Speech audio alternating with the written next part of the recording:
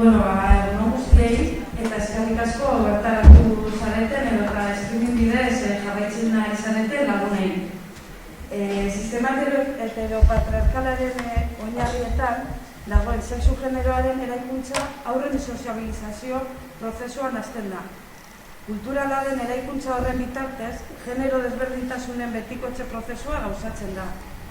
Hezkuntza ez da elementu neutroa. Gizarte desorekak birproduzitzen lagundu dezake edo eraldaketarako tresnaren bitartez, hezkuntza eraldaketarako tresna bilakatu nahi dugu. Desberdintasunak azaleratu eta berauez jabetzen lagunduko duen hezkuntza prozesuak eraiki. Gaurko jardunaldiak 3 helburu nagusi ditu. Lehenik, hezkuntza eremuan sexu genero eraikuntza eta heteroaraua nola eraikitzen diren aztertzea. Bigarrenik, sexu genero eraikuntza eta heteroaraua desareikitzeko begirada integrala lantzea. Eta hirugarrenik, pedagogia feministaren bidean alternatiba diren zenbait esperientzien aurkezpena. Eguna 2 zatitan banatuta egongo da. Lehenengo zatian gaiaren inguruko testu ingurua lehen 2 hizlariek jarriko dute. Eta hurrengo hizlariek Hego Euskal Herrian martxan dauden esperientzia praktikoei buruz arituko dira. Lehenengo atalean, izango dela 10:04 11:04 cis heteroaraua eta genero eraikuntza arituko da Iruki Larrosako kidea den Joseba Gabilondo Marquez. Gizarte hezkuntzan graduduna, talde prozesuen bide laguntzailea eta Egameko kide bezala Euskal Herriko sexu askapenerako aktivista politikoa.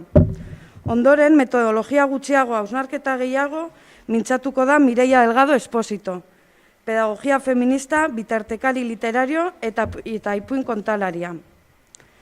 Eta lehenengo atala bukatzeko, tratu onak komunitatera sexologia zerbitzua eta beharren lorategia ekarriko dugu gurera. Edurne Mendizabal Tolosa, sexologoa eta parekidetasunean arituaren eskutik. Harremanitz kooperatibako sortzailea 2010ean eta geroztik egitasmoan hitzak garatzen ditu bertan. Andoaingo harremonak sexologia zerbitzuen eta antzerki foroen arduradun. Bigarren atala, Ondarroako esku hartze integralagaz hasiko dugu. Bertan, Miren Larrea Murgoitio, gizarte hezkuntzan graduduna, Ondarroako egitasmoko hezitzaile eta pedagogia feministen aritua, eta Iñigo Ranero González pedagogian graduduna, Ondarroako egitasmoko hezitzailea bebai, eta queer feministetan arituaren eskutik. Ostean, Kurutxaga ikastolaren kanpo espazioaren eraldaketa prozesua ezagutuko dugu, Erika Lagoma Ponbarren eskutik, bera Hispaniar eta Euskal Filologian lizentziatua, Kurutxaga ikastolako irakaslea eta DBH-ko elkarbizitza arduraduna parkatu. Eta bukatzeko, Nafarroako eskola programaren egite prozesua ezagutuko dugu, lehen hezkuntzako irakaslea eta eskola programan aritua den Mikel Kolomo Gurbinduri esker. Gero osta bere eukiko dugu galdera erantzunetarako tartetxo bat, eta ja horrekin bukaera emango genioke gaurko jardunaldi, bai. Orduen beste barik, gozatu eta adituek hasiko gara, bale? Bale, egunon danoi. Eta behin eskerrik asko labeko eta UEUkoei konbidatzeatik ona gaurko hausnarketa saiontara. Plazer bai zuekin egotia, hemen? Batzuk ezagutzen gara, ez da batzuk balez, baina... Bale, niri tokau jat, apurzu bat, cis heteroaraua eta genero eraikuntzaren inguruan aritzia, eta, ideia nik ekarri dutena behintza da, apur bat, ikustia cis heteroaraua zer dan, aurre suposatu dut badakigula, baina, apurtxo bat eskema, ditxosozko eskema hori zer dan, eta horrek sortzen da bene errealitate baztertuak zeintzuk izan aldean ikastetxe baten, eta gero zaiatu naz, eskoela, honekiko eskolako egoera baten,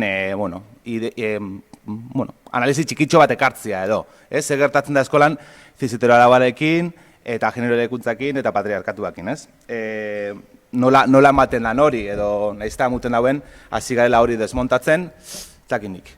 Eta gero erronka batzu bebai, interesante izango zen gero erronkak, pues danon artien bebai jutia botatzen, ez? Seguro badauzkagula desenteta, nik batzuk karritxut, irutze jatenako lan niri bentsat interesantiak edo. Bale, baina ezer baino lehen, igual gurotaztea jolas batekin. Bai? Orduan, hau ikusteko berreznatu da gauden, ez? Nik jolas ontarako ez da pentsatu behar. Bale? Lehenengo gauza etortzen zaizuena. Hori da ideia. Esaten baduzue, guai, pentsatu gabe esan.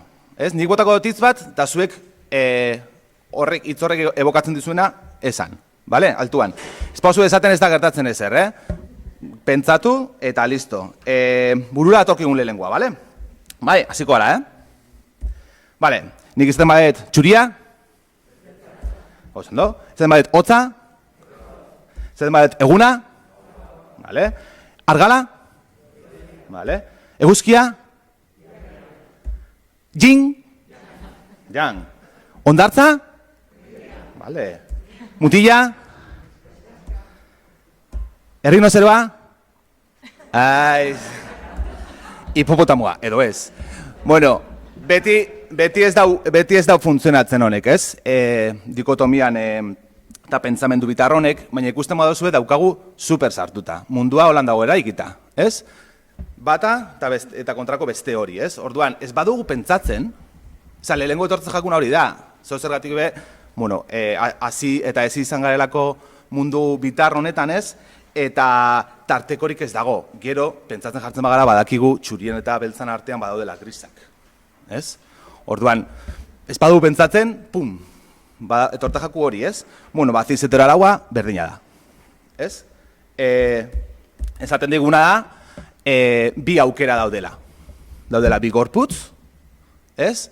Nun batek zaki izango duen, ekizi kromosoma, androgenoak hormona moduan, eta bueno, hori dala gorputz bat, gorputz hori gizon identitatea jartzen diegu, ez?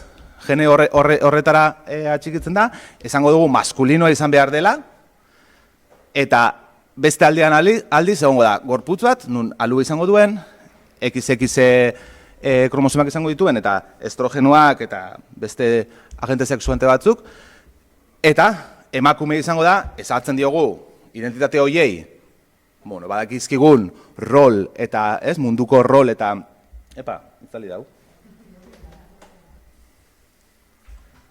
Bai? Ui, zizetero araua. Ez, eta sartzen diogu, horrekin da badera datozen, gizartean papel jakin bat, eta biak ala biak heterosexualak. Bai? Hau da zizetero araua aritzen garen. Bueno, hau, tare gehiago. Nola harremantzen garen, ze familia mota, ze harreman afektibo mota, bikotea soilik, monogamoak, bla, bla, bla, bla. Ez? Inkluso moral sexuala ere sartu dizakegu nahi zen ezkero hemen, ez? Gero daukagu, patriarkatuak nola zailkatzen duen gizonak boterean jartzen ditugu, ez? Gizona privilegiatuak emakumeak menpeko eta subalterno moduan, eta ez hori bakarrik, ezaugarri maskulinotzatu lertzen ditugunak, balorean jartzen dira, hori da loke bale, eta bestea, gutxi ezten dugu, ez? Eta, bueno, horretan be, desentik hasi dugu, eta eskerrak mugimendu feministari guzti horregatik. Claro, eta honekin batera dator familia. Familia heterosexual hori, ez, nun horbe bai rolak oso ondo banatuta da zen, eta familia hau da, zeinek da, oinarri, zizetero arauaren oinarri da, baina helburu be bai, ez? Eta aurrek be bai, jasotzen dute askotan, horti datoz, eta horretara joan behar zara. Orduan, pum, ya estamos, ez? Hori, reprodukzio hori, gainera, bueno, ez, hor jarri irudia ikusteko bai, ez, familia txuri, txakurtxo eta guzti, aur txikian nork dauka, ez, hori da, zizetoro hauen parte bai. Karo, zer gertatzen da, eskola honetan oinarritzen dela. Eskola honetan oinarritzen da. Eta egia da, eskola segregatutik mixtora pasatzerakoan, bueno, pues egon zela horre aldaketa bastante potente bat. Baina, egin zen aldaketa hori, egin zen zizetero araua zalantza jarri gabe. etzen zalantzan jarri hori. Hor, egon den kritika bakarrenetarikoa eskidita izan da, feminismotik etorritako proposamen pedagogiko hori, eta eskerrak hori egon dela, baina oraindik be eskolak segregatuta daude komunetan, aldageletan, eta erreferentzia aldetik ere, erreferentzia oso sexistak izan aldia, oso heterosexualak, eta abar, ez? Orduen, eskerrak, eskidetza agertu zela, baina hala eta guztiz, oraindik ere, badaude errealitate baztertu batzuk. Nun, izan aldien, neskak, eurak, ez? Naizta, honetan, eta gero sartuko naz honetan pizkatxoa gehiago, ikusi dan ahalduntze potente bat, eta hori beste behin, bebai, eskidetzatik egindan planteamentuetatik, eta feminismotik etorri dan ahalduntze hori igertzen da, eskoletan ikusten dira, gero eta talde feminista gazteagoak, eta hori niretako izan da kristone garaipena. Baina, zer gertatzen da adibidez mutil femeninoekin. Gogoratu Mikel Bilboko gazte hori gonakin juntzara, ez? Ikastetxera eta juterakuen matematikako irakasleak esan zion, zer egiten duzu gonakin? Benga psikologaren gana, ez? Eta bihalduzun psikologora, eta psikologoak eta galdetzen zion, ea neska sentitzen dan, edo haber neska dan, o zer gertatzen zaion, eta ez, mutila naiz, eta gona nahi doteraman, ez? Bueno, honek ekarri zaben gero, kristone elkartasune uoldia ez, jente pila bat, gonakin, hor bai, aztertu behar duguna zer gertatu zen. Ze hor, benetan, aliatuak izan zianak, neskak izan zian. Ze mutilak, gonakin junzianak, gero ikusten zenitun, pasillotan ridikulizatzen, ez? Egonakin, ridikulizatzen, neska jarrera horrek egiten, eta hor egon zen, horbe ikusteko, ez? Justamente, errealitate baztertu hauen arteko aliantzak, ez? Nola ematen dian. Neskak izan zian, Mikel honi, nolabait, babesa egun zotzienak, ez? Jarraitzeko, ez? Neska maskulinoak, berdin, beste eskema horretatik irtetzen dian beste errealitate baztertu batzuk izan aldia. Trans errealitateak, intersexualak, pertsona androginoak, pertsona ez bitarrak, gogoratu, ondala azte batzuk, egon zen programa hori, bai, ETB-en, hor ikusi gauen, ez? Ze interesgarria guzti hori bai, eta ze beharra gure burua bai bitartasun horretik irtetzeko, ez? Gehia, lesbianak, marikak, boiera, bisexualak, familia homoparentalak, monoparentalak, gurasurik gabekuak, gurasotasun queerrak, guzti horrek dia, ez? Arau horretik kanpo gelditzen dienak. Claro, kanpo gelditzen dira, ez soilik invisibilizatua dielako. Eta, ez, erreferentzia falta daudelako, ikastetxetan, eskolan, ez dira holako adibide asko agertzen, ez? Ez horri bakarrik, jasarpena jasotzen dute. Hau da, aldatetik dago invisibilizazio hori, baina baita jasarpen eskolarra edo zen aldo duna, ez? Eta gero gainera horren ostian zer eta estigmatizatzen ditugu, biktimak, ez? Eta, edo, Mikelen kasua moduan dia kanporatuak, ez? Hau da, kanporatuak klasetik, fizikoki, eta gainera gero patologizatuak, ez? Kete pasa? Psikologora, zu ondo zaude, ez? Hori, oraindik ere gertatzen dana, ez? Denbora ez nabil kontrolatzen ez ez, Bai, bale. 10 minutu noia, ez? Gutxi bera. Ondo. Bale. Bale, orduan, zein da eskolan egoera, edo, zer da, nik begiratu duten abentzat, edo tapur bat Iruki Larrosatik bai ikusi duguna, ez? Alde batetik, aniztasunaren idei hori, aniztasuna da arautik irtetzen dena, bestea, subalternoa. Ez? Aniztasunean deno sartzen gara barkatu. Aniztasunean bebai sartzen da, ez? Heteroa dena ere, bai. Ez da izango bestea, porque hor ja bagabiltza egiten, bestea. Eta hor ja bagabiltza berrio reproduzitzen araua bera. Besteak dira anitzak, ez? Eta hau, zelan egiten dugu?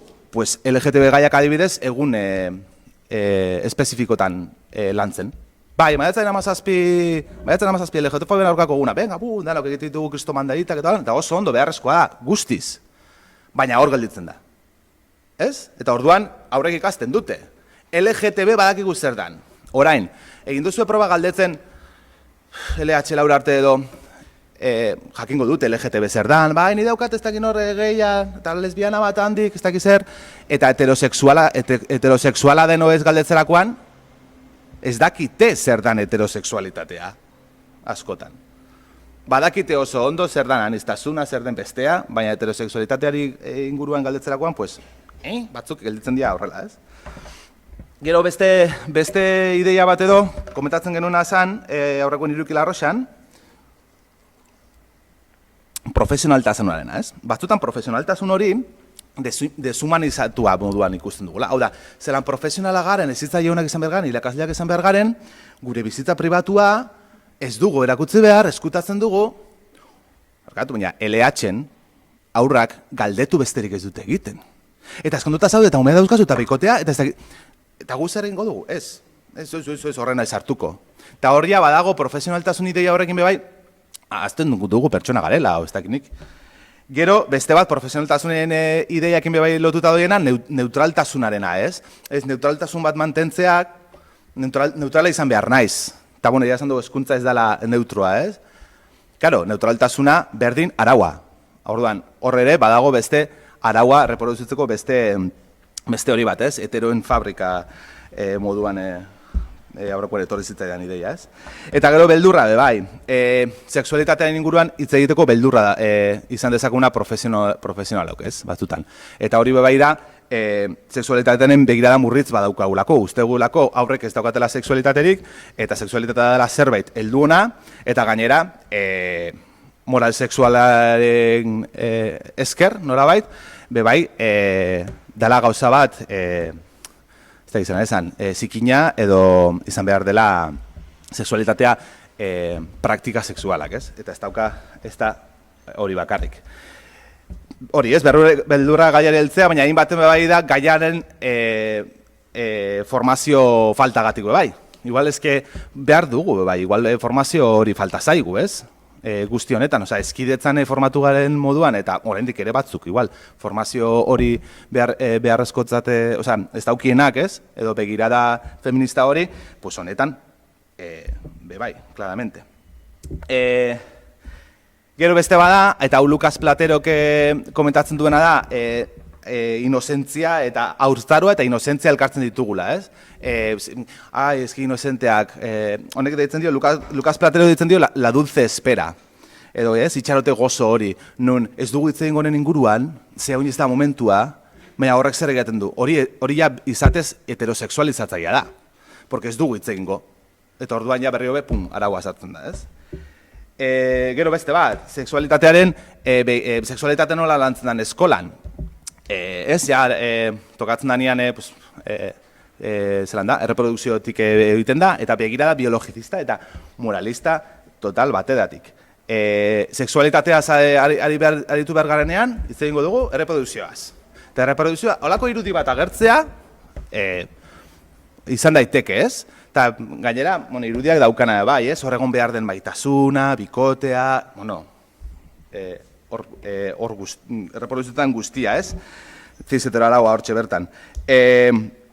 Claro, ez dugu olako irudi bat ikusteko aukerarik, adibidez. Hau ez da planteatzen. Penetrazio anal bat, ez?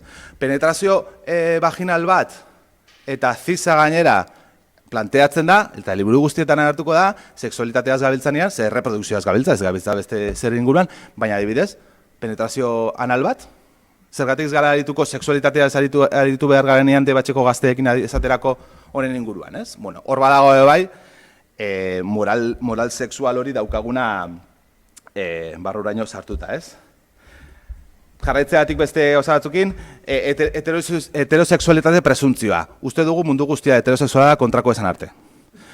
Bai? Eta hau da, ni pasatu izan jat, ez? Zuk joan tailer batzuk egitera, hori ez, honen inguruan, edo tartu honen inguruan, edo eskidetza tailer batzuk egitera, eta ez da gertatzen ezer, esan arte marika zarela, eta gero momentu baten, inkluso ja lortu duzu olako, Ez, lotura bat eta kolegeo bat ikasdiekin, eta esaten duzu momentutik, galdetzen badizute, eta zu gehi zara, eta esan duzu, bai, ja mutilen artean behintzat, pum, aldatzen da zeo zer. Ez, karo, presuposatzen da zu heterosexuala zarela kontrakoa esan arte, ez? Eta hau daukagu, sartuta barruraino. Anekdota moduan, aurreko baten, eta hau ez da eskola ere muan, baina junaiz herri txiki batera bizitzera. Eta ondoko bizilagunak, nire bikoteetan hurbildu ginean, eta upakaixo, mengoa gara, ez dakiz zer, sois los de aquí, habéis comprado esto. ¿Qué sois, hermanos? Ez hau dutenak nire bikotea ikusiko dut ez daukagula antzik ezertan.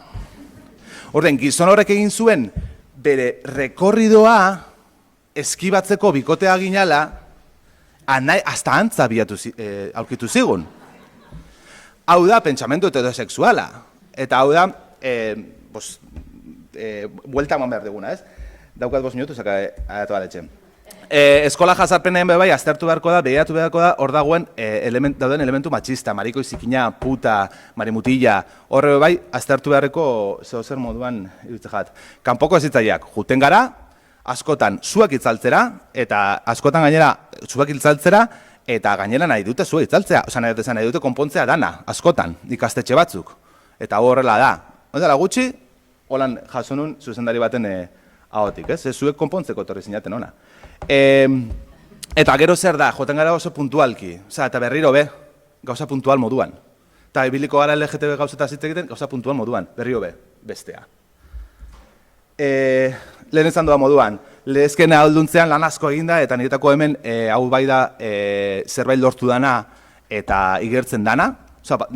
Daude neska asko oso enpoderatuta eta jazta, ez, jartzen, hori, ditut jat, kristone aurrerapena dela eta lortu dela, baina eta gertatzen da mutilekin, mutile maskulinitateakin. Mutile maskulinitatea nola landu dugu? Landu dugu? Edo landu dugu indarkeria matxista zer dan, ez? Eta oso ondo hori egin beharrekoa da, eta seinalatu beharrekoa da bai, guzti honetan nun dagoen indarkeria eragiten den partea. Bien. Erakutsi dugu beste modu bateko, ez? Beste modu bateko maskulinitateak erakusten? Ez, mutia den ideia hori desagertzen? Bai, baina igual gehiago behar dugu. Orduan, erronka moduan, pentsamendua desheterosexualizatzearena, hau, lehen esan dugun pentsamendu hori, ez? Kendu behar dugu nolabait desheterosexualizatu behar gara, nola, gure burua zalantzan jarrita, esaterako, galdetuta, nola bizi dugu sexualitatea, generoa? Nola bizi dugu? Nola dirazten dugu? Ez? Igual hasi behar gara galdetzen be bai. Ez? Aber, nire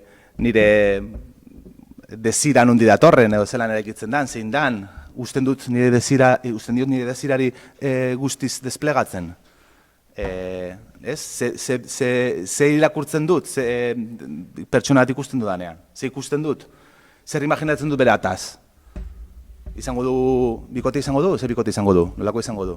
Bikote horren gorputzan inguruan, ez dakit, ez? Egun behar dugu huelta batzu. Profesionalen prestakuntza, nik uste dut gai hau, nahi eta nahi ez, sartu behar dugula magisteritza eskola guztietan edo unibertsitatean, lanbide heziketetan, irakasle masterrean, da jake aprobetxatuta gaudela, irakaskuntzako master horretan sartu behar du guzti hau. Formatu behar ditugu ikasleak, irakasleak honetarako, ez? Kurrikulumean behar zentralitate bat eman beharko zaio. Horretarako LGTB lege integrala beharko da. Lege integral bat nun herri mugimenduak eta LGTB mugimenduak kontutan izango duen. Hori oso garrantzitsua iruditzen jabe bai, ze batzutan egiten da hortik goitik, ez? Benetan, kalean daudenak, sufritzen dutenak kontutan izan gabe, eta horrela sortzen dira gero beste txiringito batzuk, ez? Araua seinalatu, guazen araua seinalatzea. Bai, oso ondo dakigu zer denan bestea, anitza, deitzen diogun hori. Baina eta araua, guazen araua seinalatzera. Zer da cis heterosexualitatea? Ez? Ba, guazen hori seinalatzea eta zalantzan jartzera, ez? Beste bat, ikastetxeak izan behar dira, lehen esaten nuen ez, espazio seguru moduan izan behar dira. Bueno, tamales ez dira espazio seguruak, eta onartu behar dugu, kalearez, ez da espazio seguru bat. Baina, zer eskaini behar diegu ikasleei tresnak horri aurre egiteko. Egoera zaio horrei aurre egiteko. Eta horretarako, tresnak eskainik ahalduntzeko eta jazarpen egoera hori aurre egiteko, eta gutxiraga noski, helburua da, espazio seguru bat izatea, eta gutxiko horretarantz egiteko, ez? Hoi nola, erreferentziazko pertsonak. Eskastetxean izan behar ditugu erreferentziazko pertsonak gai honen inguruan aritzeko bai. Eskidetza arduraduna asko daude ikastetxetan, mina gustatuko litzaileak jakitea ikasleak badakiten eskidetza arduraduna da, no ez? Askotan eskidetza arduraduna da gainontzeko irakasleentzat eta formazioak eta lotzeko eta ez dakiz zer, baina eta badaukate ikasleek norbait nun guzti hau hitz egiteko debatetzeko daukaten aukera. Ez dakit, hori egon beharko litzateke. Eta hau, hemen, adibidez, arautik irteten diran irakasleak armairutik irtetzera animatzera, bai. Osan, inorrezin da behartu armairutik irtetzera, zalantza gabe. Baina, honen inguruan hausnartu beharra daukagu. Hausnartu beharra daukagu, ez zitzaia garen pertsonok armairutik ea irtetzen garen, nola irtetzen garen, zergatik ez garen irtetzen bagara nola zertarako egiten dugun, honen inguruan nik uste dut hausnartu beharra daukagula. Gero, parekiditasun da sexualiztasun politikak.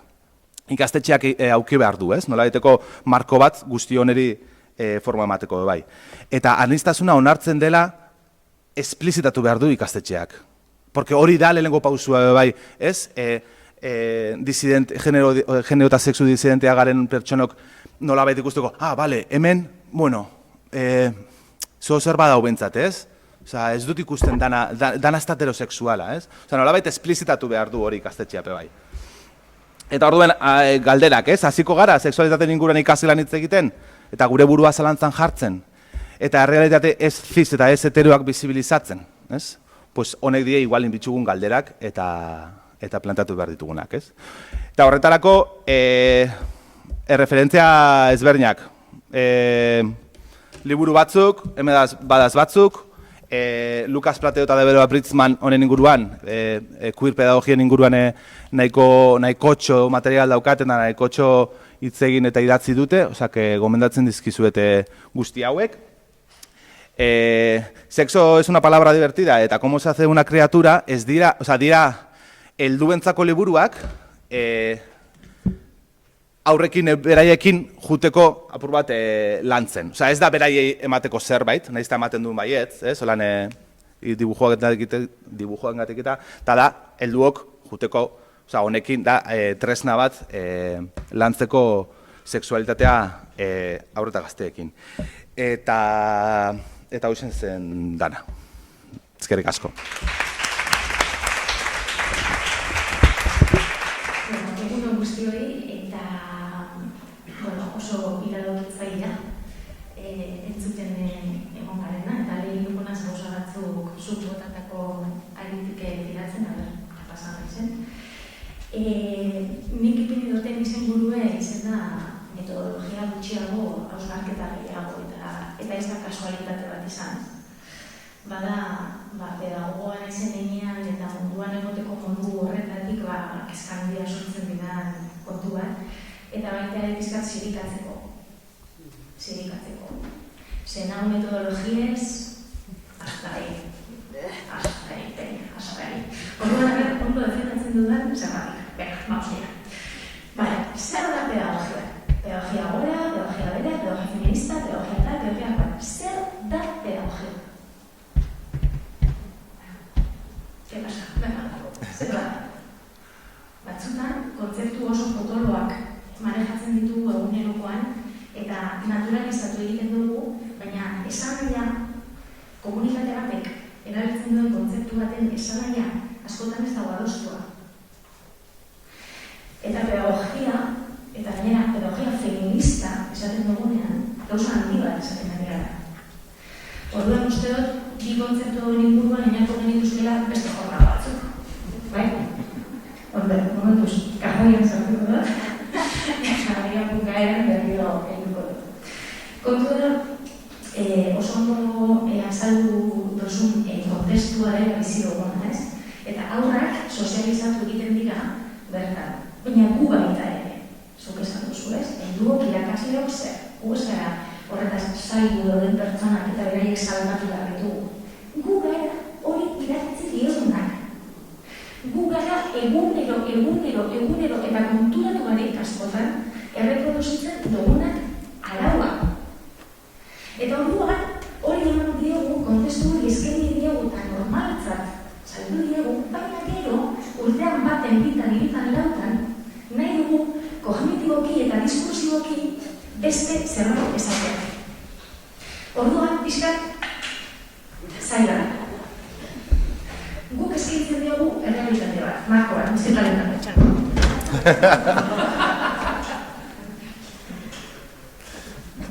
Guk eskaintzen diogu marko bat. Eta gero esaten diogu marko hori ez dela zuzena. Eta beste gauza bat esan behar dela. Eta beste gauza bat esan behar dela. Que me muevo mucho. Beste gauza bat dela.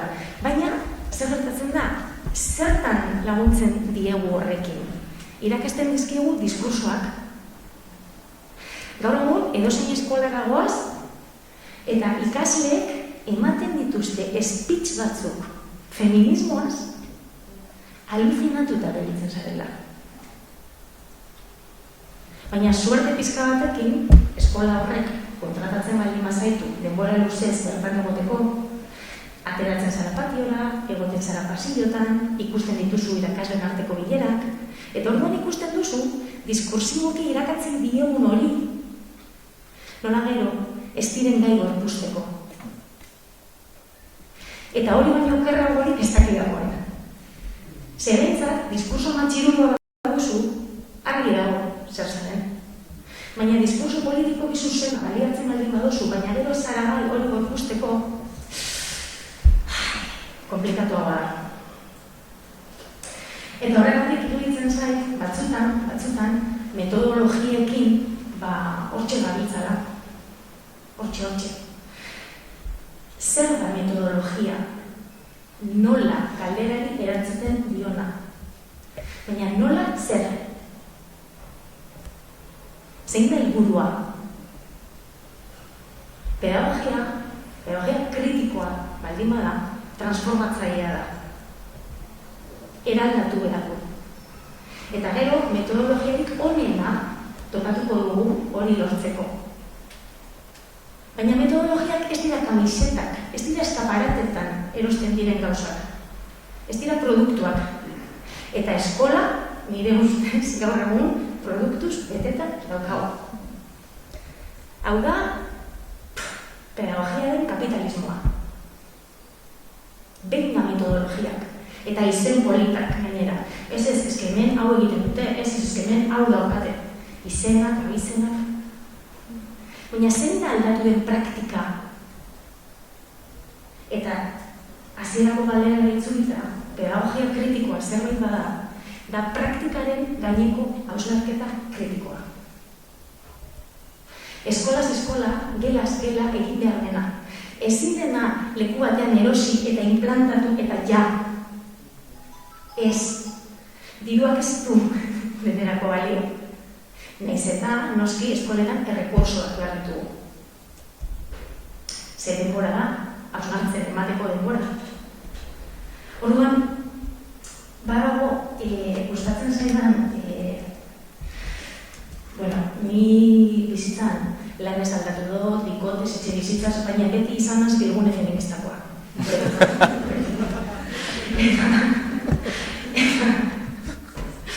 Eta bilgune feministan duela urte batzuk atara gendun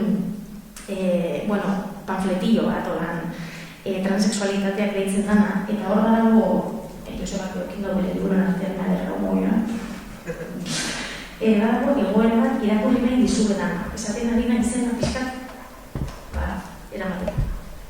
Zema minutu faltea ez? Perfecto, venga, ahí vamos. Vale, playan da egoera da. Udaberriko egun eguzkitxo bat da, eta ondartzan duizta batean daude. Gugandik gertu daude aita, ama eta semea alaba bi. Horrela ditzen diote elkarren. Aurretako batek, 5 urte inguruko Mikelek, hainbat gazte ikusi ditu itsasartzean borroketara jolasten. Eta urrunetik imitatzen hasita. Halako batean, aitaren gerturatu eta esan dio, ni supermuskulo naz, zuk baino muskulu handiagoak ditut aita. Aitak, munduko lasaitasun guztiarekin, hausnartzera gonbidatu du 5 urteko Mikel. Esan dio, begiratu amaren gorputza. Esan ditu berak zuk eta nik baino diak landuagoak. Mikelek amaren gorputzari begiratu dio, eta gerturatu ditzaio. Amak esan dio, baina zuk badakizu zer diren diarrak, eta zertarako balio duten. Eta azaldu dio, muskuloen funtzioa dela gorputzaren mugimenduak eta posturak egitea. Eta gidarrak oso fuerte edo oso binen izan ez gero, ez direla lagungarriak posturak hartzeko garaian. Mikelek oso adi entzun du amaren azalpena. Eta besoa malgutzen joan da. Amak tarte bat utzi eta gero hauxe gehitu du. Gure gorputza diarrez beteta dago. Besoez aparte, gainontzeko atalek ere diarren lana behar dute. Begira, froga bat egingo dugu. Etorri ona eta egin irribarre. Aurrak irribarre egin dio amari. Amak esan dio, beitu, oso irribarre polita izateaz aparte, keinu hori egiteko ezinbestekoak dira muskuluak. Eta lar fuerte izanez gero, ezingo zenuke irribarre eder hori egin. Plaian zaude, hau ikusten duzu, altxatzen zara eta txalo hasten zara. Ez da beste aukerarik. Eta orduan, zertarako balio du egoera honen transkribaketak eta behin berriz irakurtzeak, hausnartzeko, pentsatzeko egunerokoan zenbat aukera ditugun, baliatzen ez ditugunak. Eta gero, handik, ez dakitzen bat egunetara tokatzen denez horretaz hitz egitea, modu artifizial batean sortzen dugu kontestu bat horretaz hitz egiteko. Baina momentua ez da hori, momentua esan bestea. Direktoa, esan guratzua dena, gertatzen ari den momentua. Amak, kasu konkretu honetan, neska, mutil, generoa, eta horako kontzepturik esan gabe, eraman du aurra muskuloen funtzioaz pentsatzera, bajatu dio rolloa, gainera, pum, pan. Joder. Claro, beti ez ezkigu okurritzen ideak eta ariak, ez?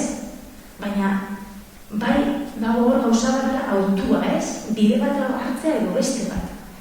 Eta esango nuke askotan aurrak egiten ditugula gauzak, ikasten eta kontzeptu herriak eta el día del árbol.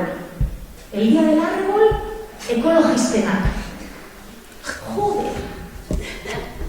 Osea, aski da, benetan, aski da. Beste zerbait egiteko gai gara. Beste kontestu batzuk sortzeko. Errealagoak, ezain prefabrikatuagoak. Eta dudabarik horretarako irakasleok, ezitzaileok, helduok, berdin zegabizenarekin, baina helduok, badugu ardura bat. Gu ez garela holan plastikozkoak eta ez dugula ezer eragiten. Gu gehu gara genero transmisore andante bat. Etengabe esaten ari dena. Esaten ez duenean ere. Eta bilan orduan gehiago. Orduan, guazen horretan bintzatzera. Eta guazen gure burua lantzera. Eta ez aurrei eskatzera, batzutan guk ematen ez duguna. Nola ikasten da bizikletan ibiltzen? Esplikatu aldizute bikain, baina ibiltzen zaren arte, orekaren sentsazioa bereganatzen duzun arte, ez dakizu zer da oreka. Gauzak ezin dira bakarrik hemen ikasi. Berdira egin. Eta katzak egin. Baina hausnartu horren inguruan. Egunerokoak ematen du asko eskolan. Orduan, horretan jarri behar gara. Eta, me pirar daude hori. Vale. 5 minutu baditut? Venga. Eta, esan nahi ditu gauza pare bat, lapurdituko horreio. Venga. Natural bihurtu duguna, naturalizatutakoa problematizatzeko prozesu bat jarri behar dugu martxan, ezta? Eta batzutan, bizkat irakurri dizuetan egoera konkretu horren atmosfera kontutan hartuta, nahiko nuke zuek atmosfera hori ukitea buruan, eta adibidez, beste lau adibide jarriko dizkizuen, bera.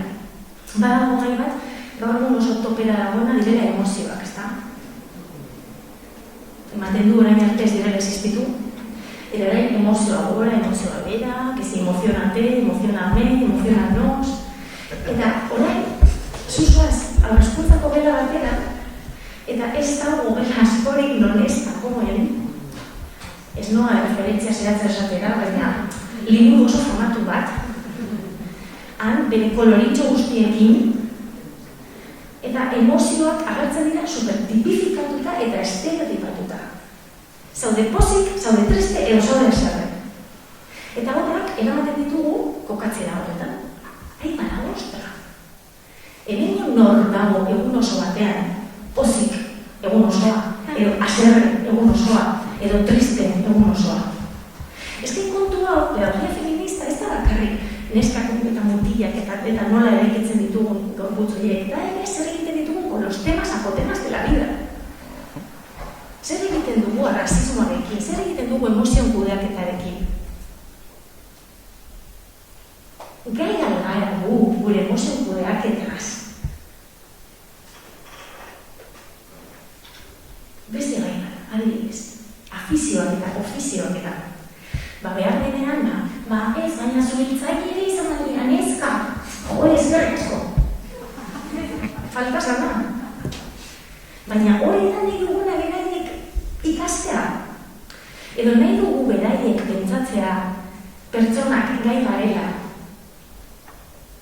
aldatzeko, saiatzeko. Por ejemplo, nik behin gogoratzen dut, ez dakit irakurri duzuen pasionariaren biografia elkarrak atera zuen, beste barik, pasionariaren biografia. Kontatzen du liburu horrek nola pasionaria oso lotxatia zen. Hala ere, zuen badakizue pasionaria dela emakume bat plazaz zebilena, berbat eta oso ondo gainera. Orduan, egon nintzen aurrekin eta galdetu nien.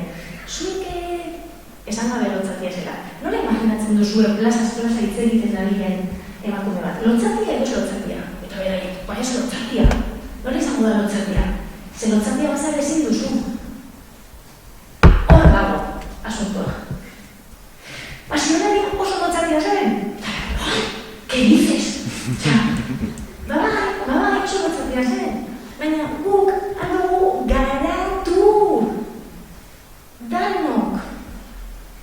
Eta danok ez gara berdinak eta denok ez ditugu okera berdinak. Baina ez gara estatikoak. Eta ez da edo honetarako balio duzu, edo honetarako balio duzu. Eta orduan, adibidez, lanbideen aferarekin iruditzen zait askoso interesgarriagoa. Esan beharrean, neskak ere zuhiltzai izan aldira. Esatea, adibidez, ofizio honetan, ze ezaugarri bururatzen zaizkizue importanteak. Zer behar da lan hau ondo egiteko? Eta ezaugarritu dezagun. Personifikatu bainik. Eta ikusi dezagun, hori egiteko zer auketa berber, edo zer egin barko zenuke, hori hobetzeko, edo ez dakit. Iruditzen zait, txikiagoak direla egin ditugun gauzak, baina sakonagoak. Eta amaitu barko dudanez, buena cena, berba. Una cosa. Esan duganarekin, oso txikiagoak eta esan handiak, batzotan eskoletan esaten diraten. Baina dugu espazio aldatu, ez da bizer? Eta komunekin zer egingo dugu. Claro, ditugu bi komun, neskena, mutilena, eta ez dugu eskola binarista izatea nahi, eta komunek aldatzen dituzu, ja. Todo lo demás, eta nik esaten dut, no da posible? Errezagoa izatean, obra bat egitea. Eta hormak botatzea eskola, barruko hormak bota beharrean. Zer egiten dugu komunetako hormak botatzen eta egoera aldatzen espagaragai pentsatzeko neskek, mutilek eta tanok nola erabiltzen dugu komuna. Eta komuna garri utzi beharrela, gero ondoan datorrena txizun egiteko jesarretak nahi baldin baduentzan. Beste bide bat da, ez direla obrak, ez direla hormak, barruko hormak dira, bota behar direnak. Eta elkarrekin, gu garela ez hor, mogidu behar dugun fitxeetan, ni badaukat hemen galdera bateria bat eta honekin amaituko dut, bale? Lan galdera. Nik uste pentsatu dezakegula, nola zerretzen naiz ni? Norekin zerretzen naizera batera eta bestera? Zer ikasile ezin dut ikusi? Zergatik? Batek gogorarazten dit? Zergatik beste ikasle honek beste hau zorrarazten dit? Ze oihartzun klase sortzen dit egoera honek? Nola posizionatu naiz gatazka horren aurrean? Konstiente naiz? Zergatik eta zertarako naiz ni ezitzaile? A ber. Zergatik erantzuten dut horrela egoera horren aurrean? Zer idiot nik beldurra eskolan? Nire gelako aurren zerrenda esatean, nora astu egiten dut beti? Nola hitz egiten dut aurrez? Zer zorrarazten dit feminista hitzak? Zenbat kontraesanetan topatzen dut nire burua? Zeintzuk dira horiek? Nola eragiten du aurrean dudan pertsona neska edo mutila izateak? Konturatzen ari naiz honekin? Ez duela eragiten esateak ez nau berdintzaleago bihurtzen. Arrazista ez naizela esateak ere ez. Kapasa naiz ikusteko aurrei herrieta egiten diedala batzuetan, nik neuk beste espazioetan izaten ditudan jarrera berdin-berdinengatik. Aurrei eskatzen diedana egiten aldut nik, konfortegoenatik ateratzeko prestan nago, etzipena sentitzen dut, zer da ilusioa sortzen didana nire lanean, eta balioak nola irakasten dira. Aurrei ikaskidekin nola portatu behar diren esaten diet, tratatzen alditut nik beraiek modu horretara, eta nire lankidekin nola relazionatzen naiz. Nola ikasten dugu guk, eta bukatzeko hori esan dut nuke. Irakasleok badugula lan handia egiteko, baina baita ere tresnak. Eta pentsatu beharko genukela nola ikasen ditugun guk gauzak. Aprendizaiaren kartografia. Emozio konkretu honekin ni nola sentitzen naz. Zergatik? Nire bizitza, nire biografian, zer gertatu da emozio honekin. Zergatik? Mugitzen ditu nire ganela. Beraz, ez daigu nahaztu, ezitzaile izateak izena kritikoa. Duela, bai ala bai, transformatzaile izan nahi badu behintzat, ez dela beste gauza da, eta ikustegi erabat politikoa duela. Jotake. Vale, eskerrik asko denei, konbidatzeagatik eta zuei ere etortzeagatik, eta zuei, sekulako markoa eta astindua eman digute ez, como plis plas, hitz politak ez. Benetan, eragin nahi badeu, barruak kuidatu behar ditugu. Eta, gu ere pixkatez, bide hortan gentozen. Azaldu duten bezala, guri proposatu zidigutenean, pentsatu genuen, markoa jagoeko sondo jarriko dute, eta guk adibide konkretu batzuk azaldu nahi ditugu, pixka bat gehiago jeisteko, ez da? Marko hori jeisteko. Beste batzuk izan zitezkeen, baina gota genituena, horrek izen polita du. Bale, pues hola, pixkat tombola izan da, baina... Eta, erabat lotuta ikusten dut, aipatu dute behin da berriz ez, helduak ezitzaileak, herria, komunitatea eredu izan behar dugula eta guk eragin behar dugula eta gure barrua astindu, eta pixkat, barne bildu ditugu bi elementu horiek hori ez, tratu onak komunitatera bietatik? Bale. Tratu onak komunitatera edo, aterkipean ez da? Tratu onak entzuten dugunean asko hitz egin daiteke, guk beti landu izan ditugu indarkeria matxistaren prebentzio modura, prebentzioa eta indarkeria matxistari aurre egiteko bestelako lan mota ugari behar dira, feminismoari esker urtetan ikusi ditugunak, eta bakoitzak bere esparrutik dana dago egiteko oraindik, bai? Tratu onak esaten dugunean, agian entzun dezakegu, ondo egotea, edo plazerra, edo goxamena, edo zintzotasuna. Holako gauza suabeak, ez? Eta hori garrantzitsua da, merezi deu eta bere balorea du noski, baina guk hor barre biltzen dugu baita ere ardura kolektiboa hartzea, aipatu zuten bidetik, mugak jartzea, gatazkak atrabesatzea, osea, ez da erreskeriako gauza bat, tratu honak da ardura potentea, bai? A ber, edo honekin eman behar diot? Bale. Hori da, orduan tratu honak komunitatera, harremanik kooperatibara hasi zen, batez ere eskoletan eta herrietako proiektu integralak edo egiten. Atxeden ondoren ondarrokoa kontatuko digute, orduan, bueno, seguro proiektu integralek bakoitzak bere izaera du, baina badauzkate amankomunean elementu asko. Eta, aldagai pila bat aipatu daitezke, baina batzuk. Berriz ere, pintzeladak izango dira, guzti honetan. Aipatu duten bestela tratunak modu eraginkor batean, tratu honetan entrenatzea, tratura hartzea badala, norbera eta taldea erdigunean jarri. Intersekzionalitatea, guri eskaerak beti da sexismoari aurre egitea, baina benetan gure buruari begiratzen badiogu eta errealitateak ikusten baditugu, beste 1000 zapalketa daude, gelatan eta herrietan, nahi dut arraza, kapazitismoa, 1000 elementu kontutan izan behar ditugu, eta horrek guri ere nola mugitzen diogun garrantzitsua da, eta heldukeria. Heldu bezala nahi dugu gazteek aldatzea eta gu hemen tiesos. Igual ikasi behar dugu, Mireiak aipatuzunetik, gu ere hauskor eta haiekin ikasteko prest eta beste leku batetik, heldua izatea bestela rollo bada gaina. Osea, un rollo... Beste ezaugarrietako bat izan daiteke eragile izatea, guk nahi duguna edo gure proiektuen izaeran bada haziak sartzea eta xaxatzea eta egoera, taldeak sortzea eta nolabait astindu, eta, bueno, kolektibo horietan, kolektibo horietan indar hori jarraitzea, bide lagun izatea, baina, hola, empujones esaten dena, aipatu dutena, hezkuntza komunitatea batzutan sartzen zaigu irakasleak, gurasoa, tururu, herritar guztiak eta bazterreko guztiak hezitzaile ere,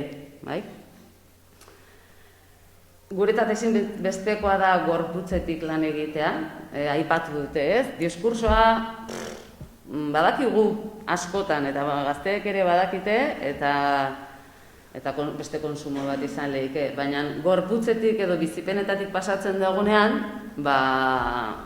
hor ateratzen dira kriston kontraesanak, baita gureak ere, eta gure miserik mahai gainean jartzea oso aberasgarria eta oso askatzailea da. Hori onartzen dagoenean, ikusiko da aurre nola egin, baina itxuraz, Eta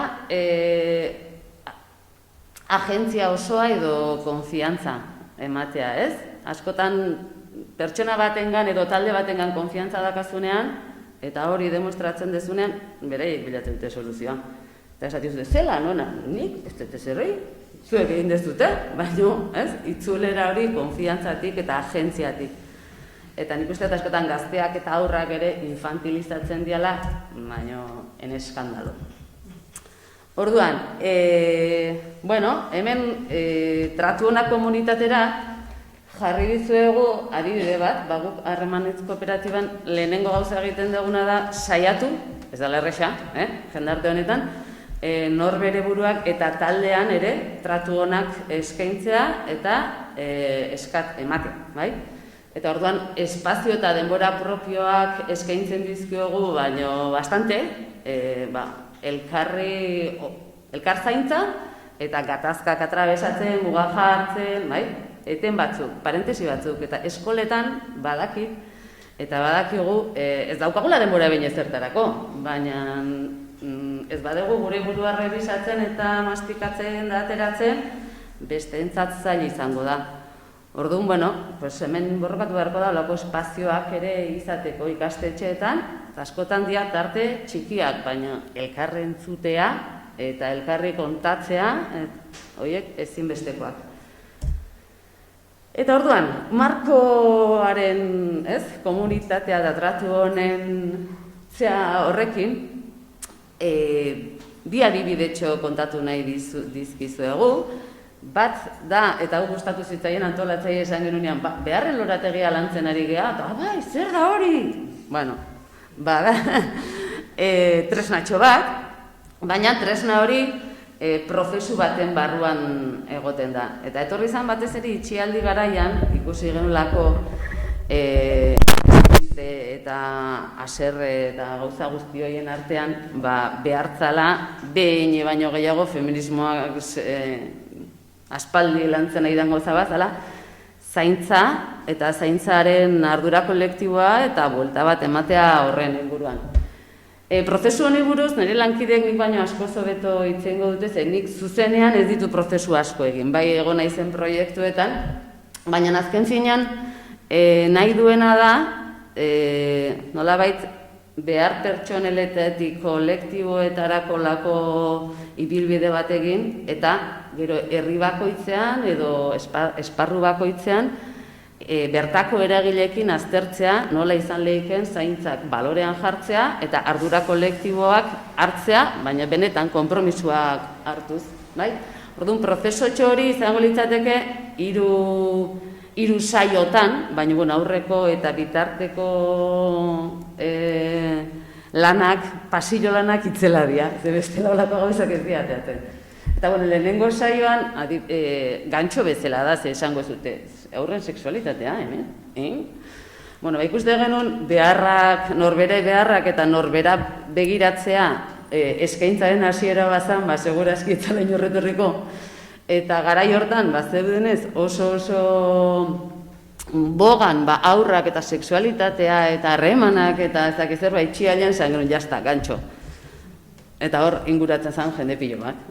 Eta hau dana online, baina hori da nondik datorren, baina jarraitu, konturatu gara erraminta honek eta metodologia honek asko balio dula, baita bakarkako saiotan, talde txoka, beharrak aztertzea beharrezkoa deula, holako gauza bat. Orduan, hori izan pixkat azaltzen duena, eta izan daiteke prozesu bezala edo erramienta, Beharren lorategirako saiatu ginen zerbait atsegina egiten, ze bagenekin, izango zela, oi ama, nik kuidatu berden neria, seguro. Eta hor, lehenengo gauza beharrak identifikatzea, ez?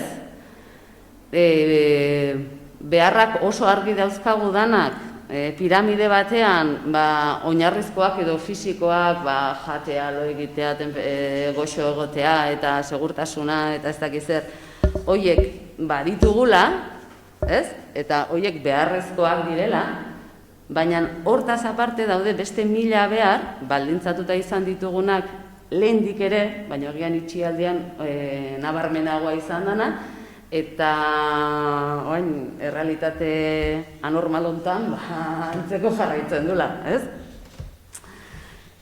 Hobekuntza batzukin, espero, eta bidea hortik izatea egon masalidoa. Baina hori batzuk aipatzeagatik, ez? Gorputzaren beharrak, mugitzea, ukitzea, nire zikloak eta erritmoak mantentzea, edo seguru sentitzea, segurtasuna sentitzen dugu, errealitate honetan. Edo jolasteko beharra, eta hau aipatzen dezunean asko kiritu, naturaz jolastea, autoplazerra, irudimena, harreman erotikoak, horiek beharrak dira, eta arreta jartzen diogu. Horrela izan daitezke edo ospatzeko beharra, ospatzeko eguneroko gauza txikiak, edo galdu ditugunak, edo 1000 gauza, prozesu eta ziklo ezberdinetan gaude, eta ospatzea da benetako behar bat, eta erdigunean jarri beharko genuke, ez da? Eta gero, neu izatea, gogoa, zentzua zeri bilatzen dioten, gure esparru ezberdinetan, batzuk aipatu ditut, baina askoz gehiago daude, bale?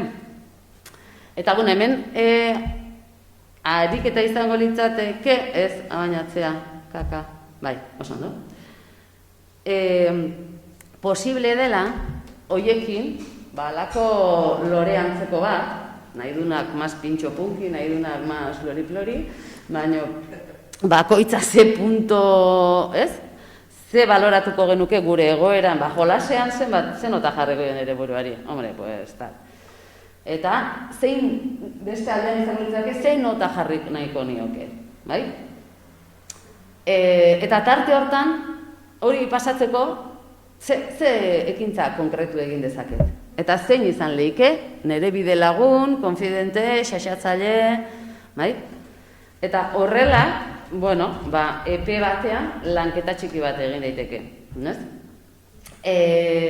Honen emaitza, nahi asko gustatzen zaitena da beti, norberak hartzen ditula bere burua zaintzeko halako konpromeso txiki batzuk, identifikatzea lehenengo gauza, baina batez ere da, gure beharrak asetzeko besteak behar ditugula, hau kolektiboa dela. Nik neu bakarrik, ez kapitalismoak erakusten diogu diruarekin dena aipatu ez zuten bezala, elkar beharra daukagu, interdependentzia absolutua da, ez? Ekonomia feministak ondo aipatzen duen bezala, eta horretarako ere, ardura kolektiboak hartu beharko ditugu. Ordu, naiz eta pertsonalekik hasita eriketa zera badan ikusgarria hori da, bai? Eta, nola jarri balorean zaintzak, eta prozesu honetan, herri ikastetxe auzo edo elkarte bakoitzean eragileak beraiek identifikatzea eta beraiek inplikatzea da garrantzitsua, eta zaintzen banaketa horretan edo berpentsatze horretan benetan bertako eragileek egitea lan alperri da, zeinek txosten bat ematea ez badago, lurreratua.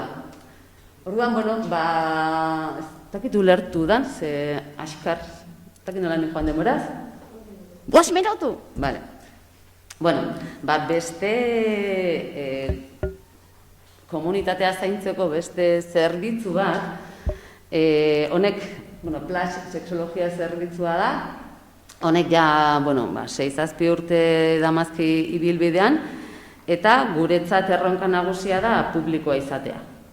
Publikoa, doakoa, ze bestela, jende askok ez dauka aukerarik, ezta? Eta kuriosoa da, lehenu aipatu du Josebak ere, ez? Familia eta familiaren eragiketa eta familia hetero... Horren arabera, suposatzen da, egituratzen dela jendartea. Eta familiak ere egituratzen dira, harreman erotikoen inguruan. Eta gero, zenek jartzen dio arreta horri, zenek ematen dio garrantzia, zein da bide lagun, eta ez da hainola ere, eta aniztasun hori ere ikusgarri egiteko, beste aukera asko, ez? Ordan, plaxen helburua, plaxen helburua da, sexualitateak herriratzea, izendatzea.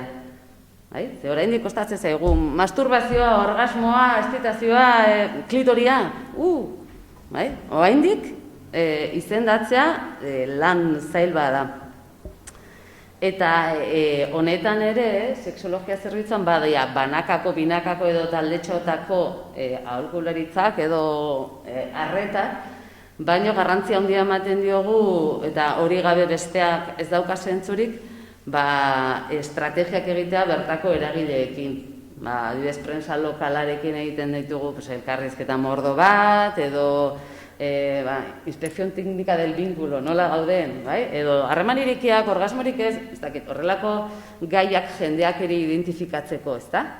Eta osakidetzarekin lan egitea oso garrantzitsua da, estrategikoa da, ze horrela jendeak bidaltzen badizu medikoak edo ginekologoak, ja, ez tremendo. Baina era berean saiatzea osakidetzan, dagoen eredua, batzutan, indarrean dagoena da, ez? Oso heterozentrista, oso koitozentrista, reprodukzioarekin zerikusia duena, hor daude anekdota pila bat. Eta saiatzea hortan ere hausnartzen, eta guk pila bat ikasten dugu, izan da dira pixkat osagarria, eta eskolekin ere gauza bera, eskoletan aurkezten dugu, eskaintzen da, ezkidetza programarekin koordinazioan etorri daitezke gazteak etortzeia, oraindik orain sekulako beharrekin, ezta? Eta gero pila bat ikasten dugu, beraiekin. Berriro ere da jun etorriko zera bat. Eta, hemen ere, formazioak eta sensibilizazioetan, hemen ikusten zute adibidez, kartela edo zintzilikari horiek banatzen dira. Eta hemen ere edukiak saiatzea izatea benetan zaintza kolektibo eta eraldaketa kolektibo horretarako bideak, ezta? Sarketetaz hitz egiten dugu, edo klitoriak gidatzeko karnetatera nahi aldezun, edo, de repente esaldi baten iteu, klik. Edo harremanak online, azken urteetan, eta azken honetan, ostras, sexualitateak 3.0 es todo un mogollón.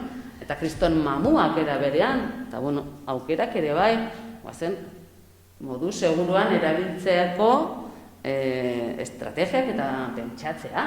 Baina nahi dugu gure gazteak ez erabiltzea, eta gu WhatsAppakin hasieratik ezari zen. Edo ez bidali argazki bat iti erakusten, baina eman zorionak amonari. Koherentzi pixka, eske nundikan ikasten dute. Eta, zintzilikaroiek beraiek dira etxe bakoitzean bizi edo bisitante adina banatzen diogu saioetan, beraiek ere negoziatzeko espazioak eta denborak. Azkenean etxeetan espazioak, denborak eta baliabideak da boterea. Orduan, hor ikusteko negoziaketak, intimitatea balorean jartzea, eta negoziaketak nola egin, bakoitzak bat izaten du, eta tikiti. Eta uste denbora ja ez. Hau da adibide bat, lehen esaten izuena prensa lokalarena. Eta, hoxe, bi adibide hau asko luzatu naiteke. Baina, guztiak maiz ditugula tratu honak. Eta astindu horiek danei komeni zaizkigula. Jendarte parekidetan hitzago bat, urratxo batzuk emateko eta goxatzeko. Hortik. Kaina. Egunon. Galdera bat egun seinalatuen inguruan. Ez biek aipatu dituzue kontestu prefabrikatu horiek edo. Egun seinalatuak ez? Edo egun seinalatuak bai gehi noski? Eguneroko nire bai.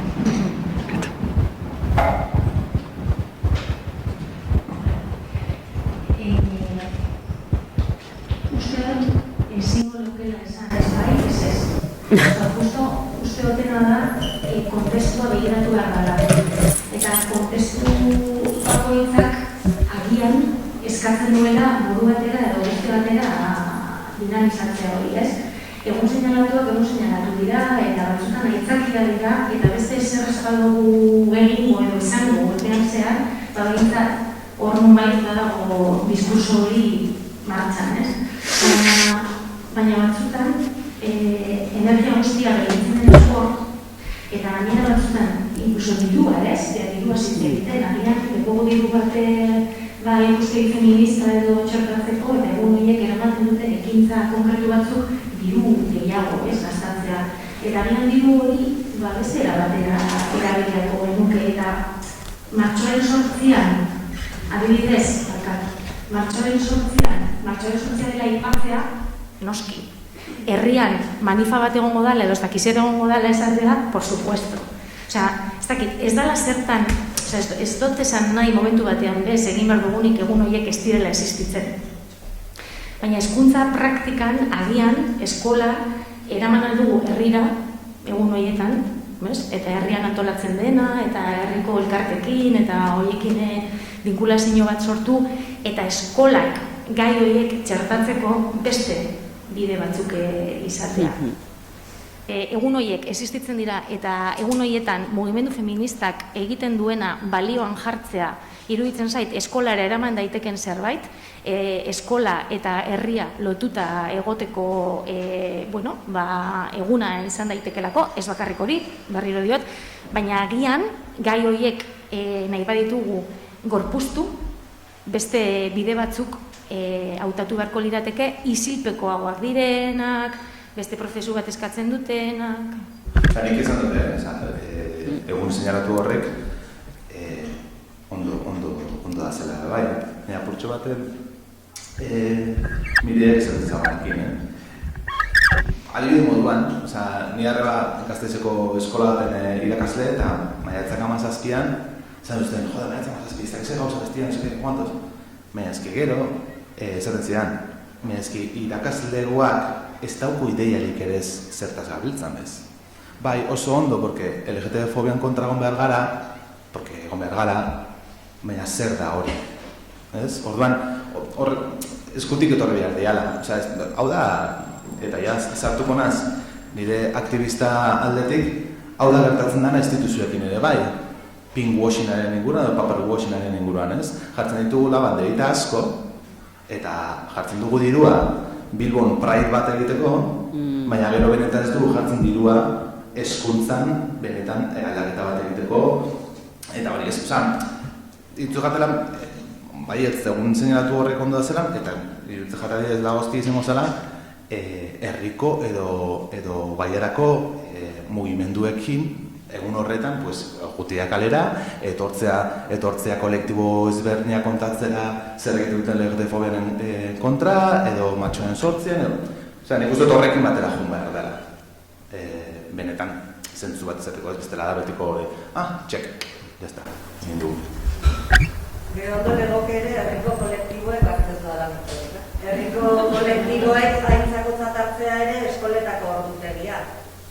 Askotan egiten diren ekintzak eta eskolako ordutegiaz gaindikoak dira, bilatuko genuke zerbait.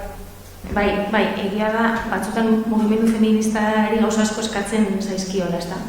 Eta, bueno, dana dela uste dut, adibidez, agian ez dinamika guztia eskoletan edo egiteko, baina bai, eskatuta eta denboraz eta holan igual joatea, igual mobilizazioa edo kalean gertatzen dena gauza bat, baina eskolara gerturatzea egiteko ez. Etorri zait burura, maiatzak 17 pentsatu duzu eta kontatu nahi dut gauza bat, ikastetxe batean, maiatzak 17an aurten, lehen ez dakit aurten edo igez izan, igez no puede ser, aurten izan da. 3 urteko aurrak, repito, 3 urteko aurrak, jarri zituzten kamisetak pintatzera banderitarekin. ¿No sabéis María Oia? Poink! Eta atera ziren ikastetxetik gurasoengana eta familiengana irakasleak esaten, atera ditu argazki batzuk, dano garela berdinak eta ez dakizer, eta 3 urteko aurrak hor, justo, dabilela hor dana emoten hizkuntza bere ganatzeko eta esan nahi duena adierazteko, derrepente, mezu batekin hor, parkatu, ezberdinak ginen. Ez dakit. Egun seinalatuak oso peligrosoak dira, Egun seinalatuetan ere, lehen alegindu nazena esaten, kontestuak eta agian urte guztiko zerbait egin daiteke.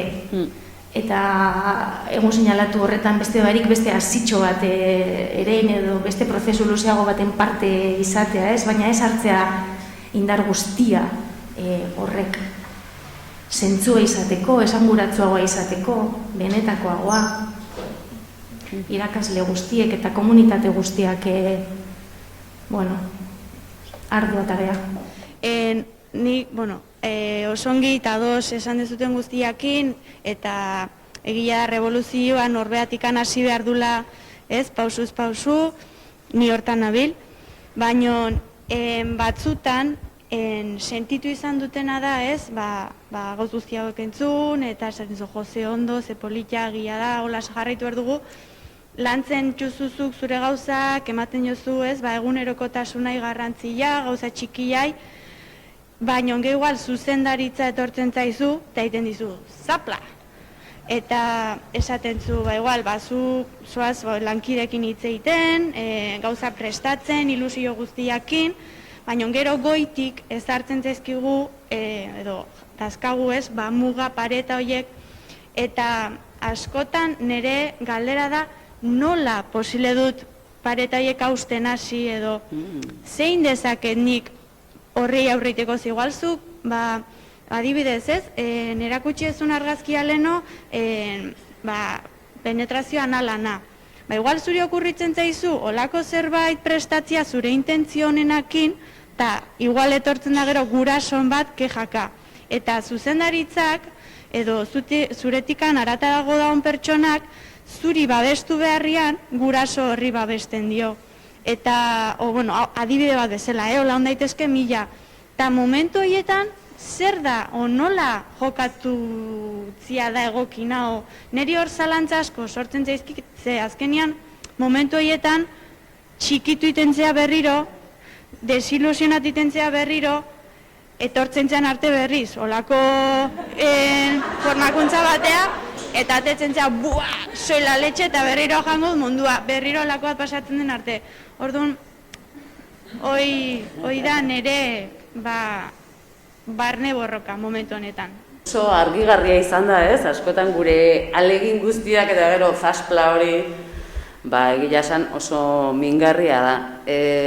Soluzio magikorik ez da, baina nik uste badala, bai edo bai, aliantzak eta lortuta eta estrategiak. Eskola barruan, eskolatik kanpo, hauek esan duten bezala, ez? Urte guztiako plangintza bat eta pixkanaka, ataka, ez? Kokatuta, horrek eukitzeko nolabai legitimidade bat bezala, ez daia izan, oain enteatu naiz eta plasta. Hori ere sekulako lana da eta eskolako dinamikan erresa ez, animo pila bat, ez? Eta bestalde, gure esperientzia da, latzakin ditugula eta oaindik gurasoekin ez deu bronka bat izan. Seguraski batzutan ez dira enteratu, beste batzutan gerta daiteke, baina izan degunean olako pelotera potente bat. Gazteekin gauzak landu eta beraiek azaltzea adibidez, puta naiz eta harro nago, 12 urteko neskatuak inauteritan, da esan genuen, ez diegu zensuratuko, pero la que viene. Gurasoekin bilera bat ezakizer, eta gazteek nola esplikatzen zuten zergatik zan hori, ze argudio pila zituzten, kontestu bat zutenean, gurasoak esan zuten, bale. Esan nahi dut, gauzak markoa eta egitura dutenean, uste, baino gutxiago rebotatzen du. Eta lan handia dago hori niretzat sarean lan egiten eta aliantzekin. Baina, animo eta egin, hausartu, gero salbatze dugu, Gauz, aliantzekin eta aliatu eta animatu eta empoderatu eta gero, ez dakit baliogarria den edo ez, baina bebai helburu txikiekin lorpen handiak direla, ez? Eta batzutan nahi dugu gauza hau lortu eta imposiblea da. Baina beste bide batetik zoaz, gauza txikiago bat esaten, beste hitz batzuk erabilita, segun, ez? Nor konbentzitu behar duzun, agian, beste zirrikitu batzuk edo topatzea edo. Ez dakit. Baina hori, nahi nebana esan da, batzutan helburu txikiak lorpen handiak direla. Hasiko gara, bigarren ataltxonagaz.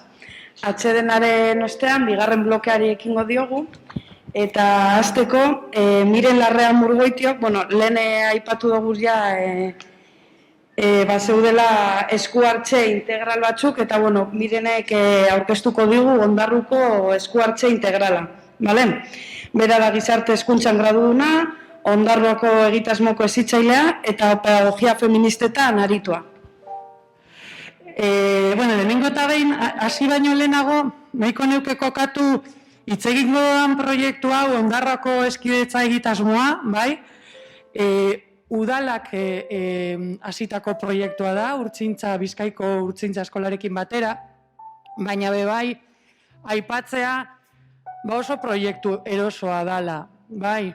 Nik badakit hainbat eta hainbat kidetzan dabiltzatenak eta hemen eserita dausenak eta beste ekipo batzuk sarritan bidaltzen gaituztela partxeoak egitera, ikastetxeetara, eta esan dozuen bezala joango nazuen gauzak esaten ze asko ikasi dut lehenengo txandan, bai? Eta hartu hau eta soluzion hau, deinozu, venga, zein aldogun, eta duda guztiekin. Orduan, partxeoekin bukatu egin behar da. Partxeoek ez dute, eta hau superiritzi pertsonala, partxeoak ez dute balio ez badago lanketa bat, ez badago prozesu bat, ezin dugu, ez dakit, ezin dugu pedagogia feministetaz hitz egin eta ez hitz egin prozesuetaz, osea, badira ez bi kontzeptu beti batera dasenak. Orduan, lehenengo eta behin esatea, azalduko dutxo dela proiektu hau, baina, bueno, errealitate ezberdin bat dala, bale? Eta oso erosoa da, bertan lanean ari garen entzako, bai. Lehenengo eta behin, zein da eskidetza egitasmo honen mapa, bai?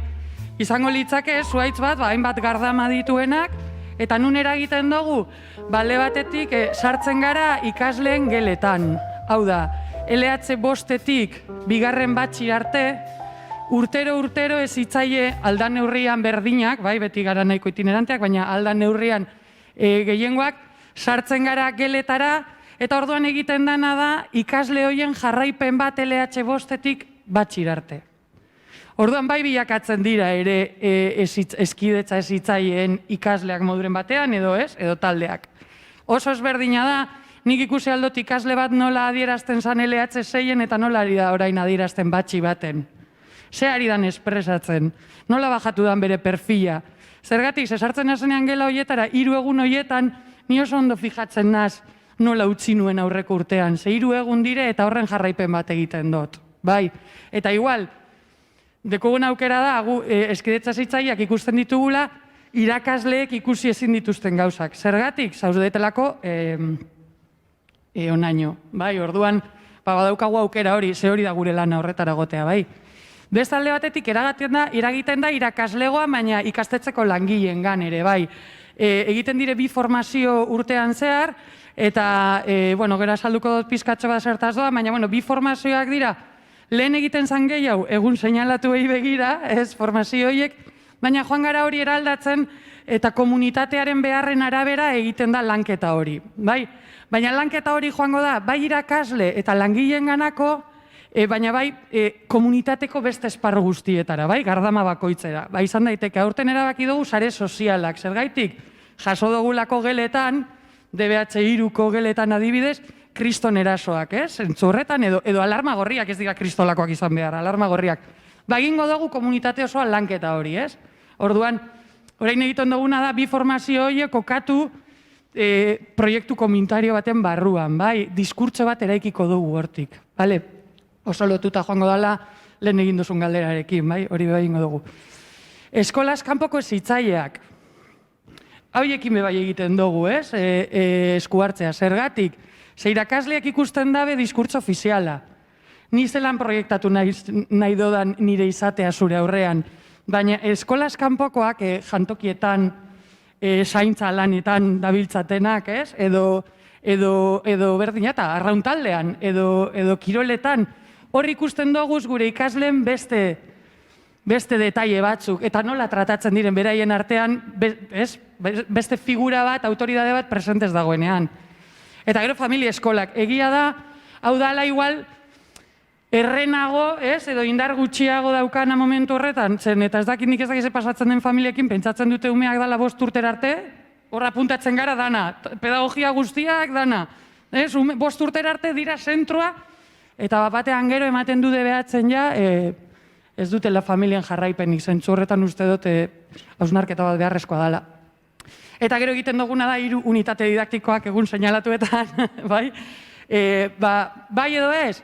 Ba, esan duzuna, bai eta ez, gure ustetan, bai markatzen deu mapa bat, ikasturteko mapa bat, non sartu aldugu zen eskidetzaren gai batzuk, igual ondarro batean proiektua ja dagoela martxan, ba, izango da modu bateko edo bestea, baina depende nun sartzen garen bada lehen pauso bat emateko, baina ez bakarrik zein dan horren ondorioa edo esataratzen dugunez, eske prozesua bera, hau da, jesartzea irakaslearekin, esatea hau da gaia, landu dozu aurtengo 18ko grebarako ez daki zer, eramango dugu geletara, nola egingo dugu?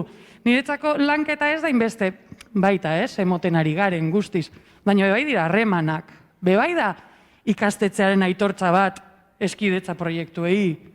Osea, gu bilatu behar ditugu bebai zeintzu dire hor diren gure puntuak, ez nahi dut bilatu, behingo zegotea aitortza bat zuzendaritzaren partez proiektu honen ganako, ez? Ba, bueno, erabili behar dugu eskuetan deko guzen eskilara guztiak, ez da ino esan.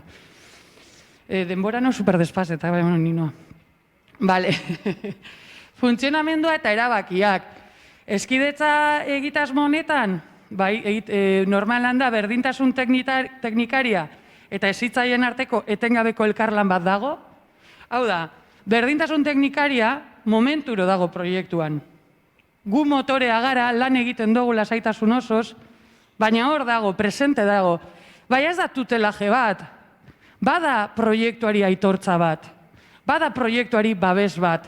Eskidetzak behar duena bebai nik uste dela babesa eman behar diotenek edo motorea martzan jarri behar dutenek benetan gurekin egotea. Eta ez gero zoazenan leku batera, ustea komentatu duguna lehen, ustea zu bakarrik zentzu horretan, garrantzia handia dauka eskidetza batzordea. Ofizialki 3, baina, deitzen dira behar diren guztiak, Zer da hori, ikastetxe bakoitzeko, hau da, herriko ikastetxe guztiak bertako ordezkariak batzen dire, bai eskidetza hezitzaiekin, bai berdintasun teknikariarekin, bai berdintasun zinegotzia, eta baita ere, izan daiteke irakasko hezkuntzako zinegotzia, eta beste pertsona batzuk hurbiltzen direnak. Deitzen da, zerbait gertatzen da, deitzen da eskidetza batzordea. Ze egiten du eskidetza batzordeak? Proiektuaren osasuna mantentzea, Ikaslengandik jasotako alarma gorriak komentatu, adibidez, entzun dugu, edo ja ematen ari dira inbatetan entzun ditu gauzen, nola egingo diogu aurre komunitate bezala. Egingo dugu unitate bat, edo berdin zait, edo deituko dugu bitzaldi, edo egingo dugu ez da zer. Unitaterako ideiak, somatu dugu hau geletan, egingo dugu nen inguruan, benga bai, berriro hau zelako txapa, pum, pan, dana hitzek daiteke, Egitasmoaren norakoa, aldaketak, ikastetzen babesa eta indarra egitasmoaren arloak bultzatzeko, Momentu honetan dekogun arazoa bada, familia eskolak ez dutela funtzionatzen, momenturo ideiak landuko dire mai horretan, eta ensaio error izango da kontinua, bai horretan. Ikasleen ibilbidea hitz egiten, herriko ikastetxe guztietan sartzen gara, LH5-etik batxi edo moduloetara ere sartuz, bai? Orduan, ze egiten dugu? Perfil bat garatzen da, zein da ikasle eskidetzailearen perfil hori? Hori baloratu beharko dugu bai, nola eraiki, eta horren arabera, eraiki izan, ze proiektua badara matzaia, 8 urte edo, egon zinetenak hasieran, nik gutxiago dara bertan, baina horrera bakitzen dugu, ibilbide guzti horretan ze motatako nola egon behar du, ze hausnarketak egin behar dituen, nola heldu behar den, Kasu honetan, LH5-en adibidez sartzen duguna da bizikidetza, baina bazterkeriatik landuta, hau da, bazterkeria ez da aleatorioa. Bazterkeria eskola eremuan ematen da jendartean bezala. Osea, aniztasunean kokatutako espresio bat boleto gehiago ditu. Edo berdin zait, edo gorputz anitza, edo arrazializatu, edo... Osea, horre bai zintzotasun eskolazta, uste dut oraindik eskoletan, eta hau bai pertsonala bai, oraindik dala batzuek eman nahi duta ditzen aleatorioa dela, eta ez da aleatorioa, guztiz politikoa ere bada, zentzu horretan. LH6-en azten gara sexualitatea, plazera, gorputzak, hilekoa, genitalak, anistasuna, identitateak, hileak, masturbazioa, osea, beraiek botatzen dituzten ideia guztietatik azten gara tiratzen eta egiten da lanketa bat. Eta gehien bat tabu horiekin amaitzaren saiakera hori. Kasu horretan, badibidez, hasi gara pornografiaren inguruko hausnarketa bat egiten komunitatean. Ze gertatzen da? Claro, ez badugu egiten komunitate osoak lanketa hori, ez dugu diskurtso oso bat eraikitzen.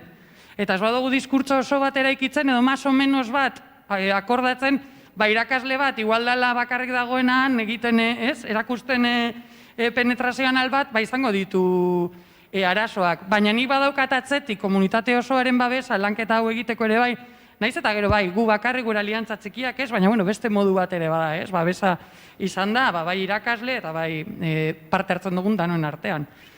DBH baten, kolektibo ezberdinen borrokak historian zehar eta erantzun kolektiboak, hor jolasen bidez bai, Stonewall, Rosa Parks, Alardea, prentsako notizi txikiak eskizen alda, talderako egokitzen dugun lanketa bat ere bai. DBH2 sexualitatea, baina indartsuago.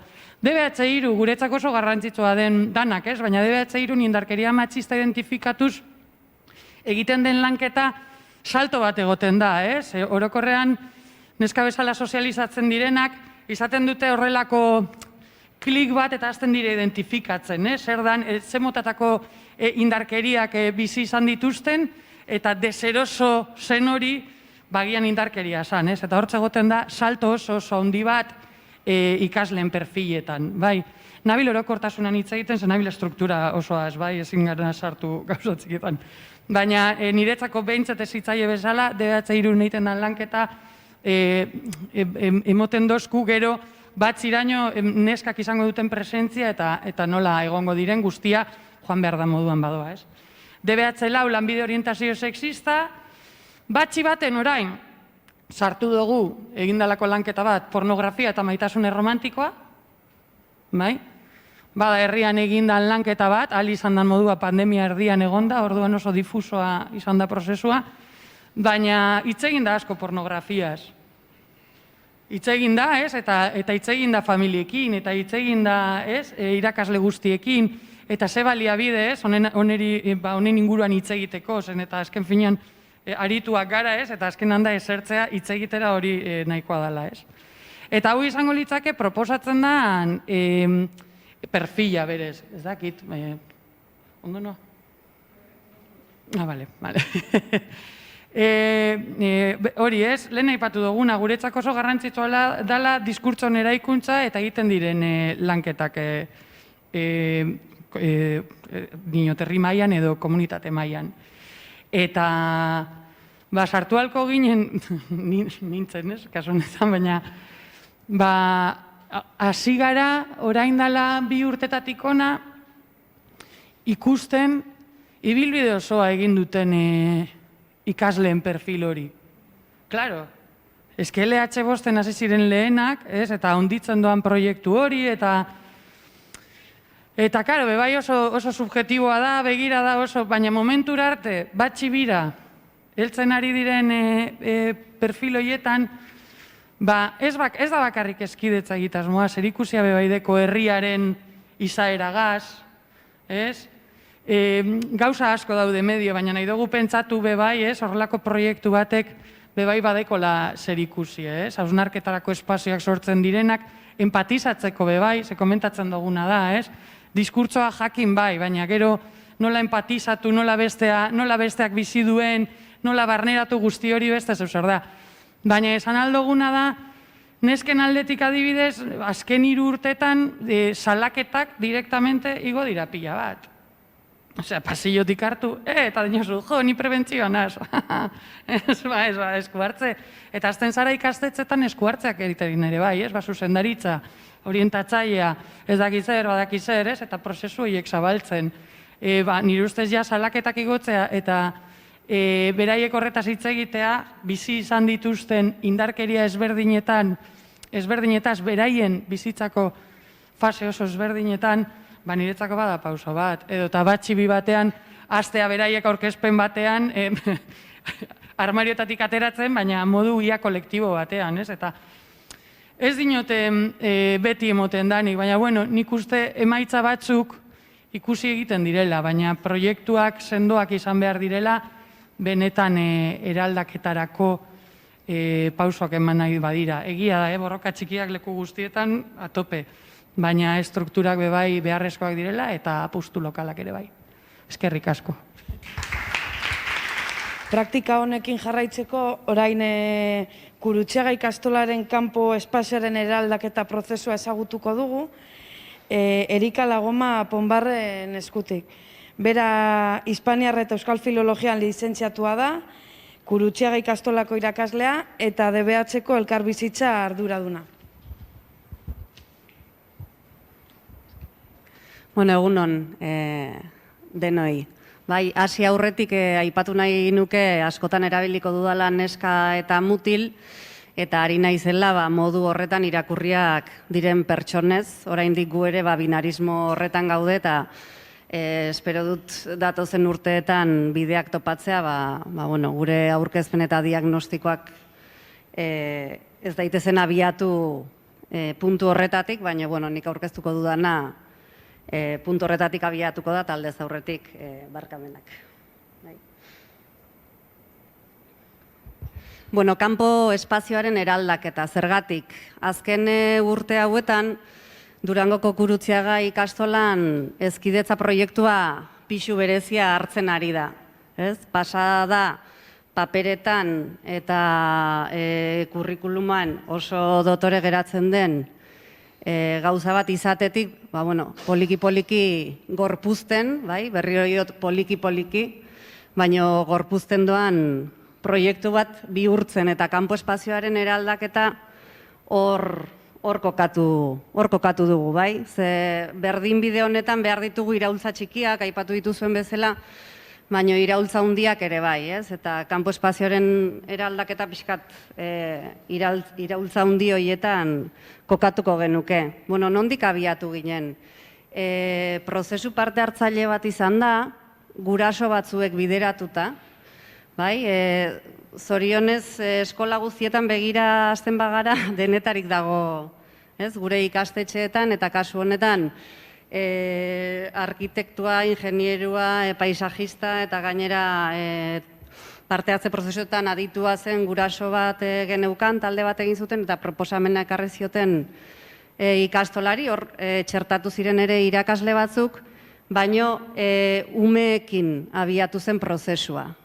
Parte hartze prozesua egin zen umeekin eta beraiek irudikatu zuten gure etorkizuneko kanpo espazio hori nola izango zen. Bai? Zergatik?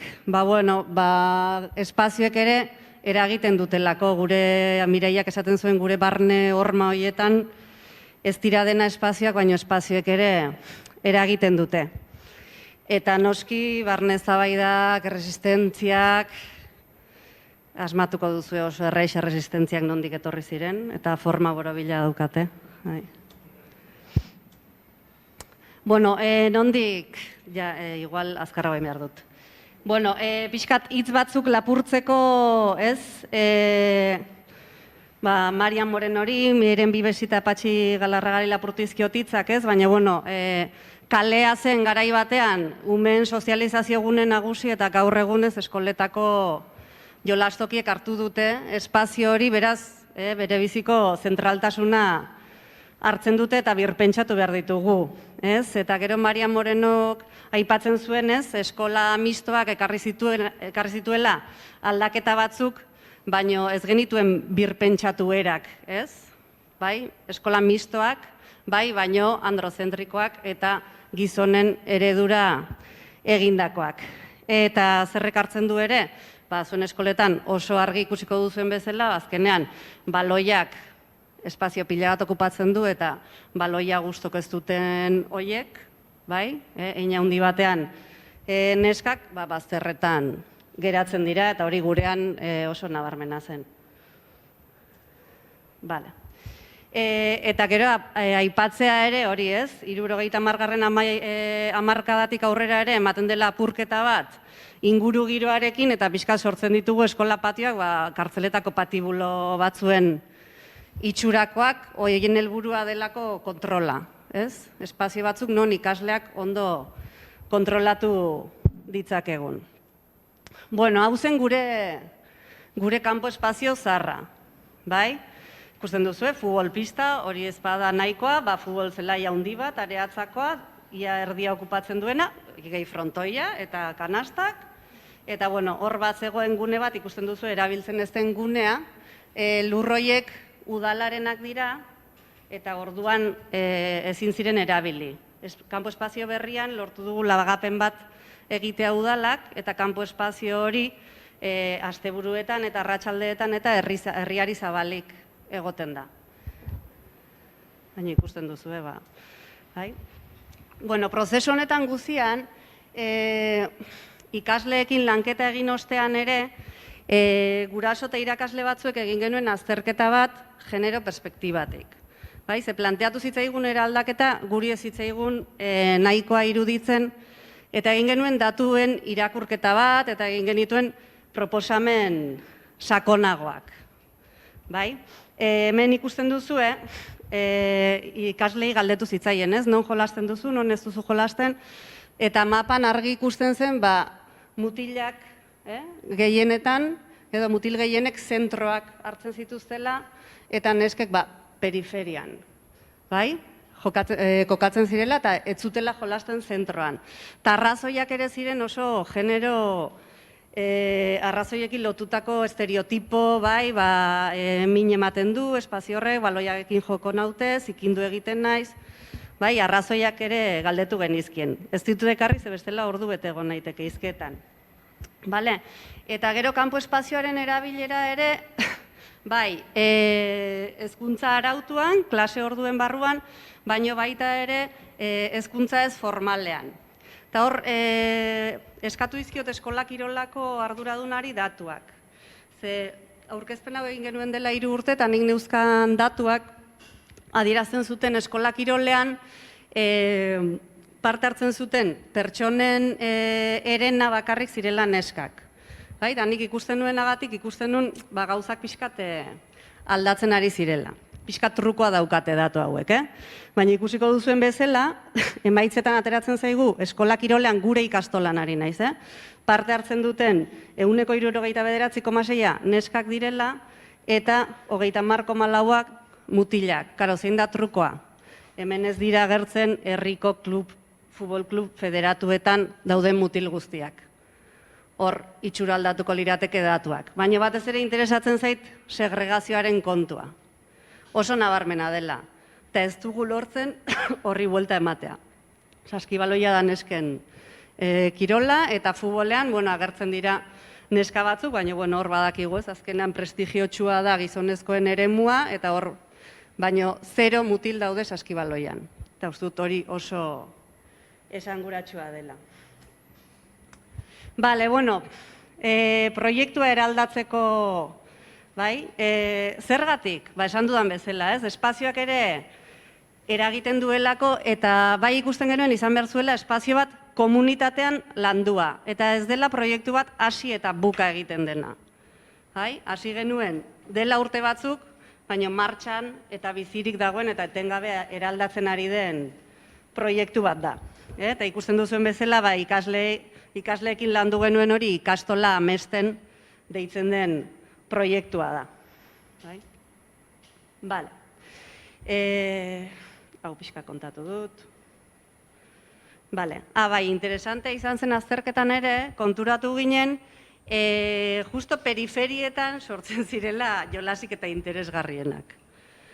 Jolas simboliko, libre, oiek guziak, justo ematen ziren periferian, eta ikusten genuen kanpo espazioak sortzen zituela sekulako hierarkiak eta horrekin bukatu behar genuela. Hemen ikusten duzue argazkitxo bat, beraiek ere egin zituzten hausnarketa saioak, baina gero egin zituzten maketak, etzen izan egun bateko lanketa, izan zen urte osoko lanketa bat eta benetan garatua. Bale, zeintzuk dire proiektuaren oinarriak? Hezkidetza, eta batez ere gure borroka izan zen kirol zentral horiek, batez ere futbolak, horrek zeukalako pixua erdigunetik kentzea. Eta horre etorri ziren erresistentzia handiak. Gure proposamena izan zen futbol pista kentzea. Genekielako, egin behar genuela urrutira apustua, bestela ez genuela ezer lortuko. Eta bai lortu genuen bazterrera geratzea.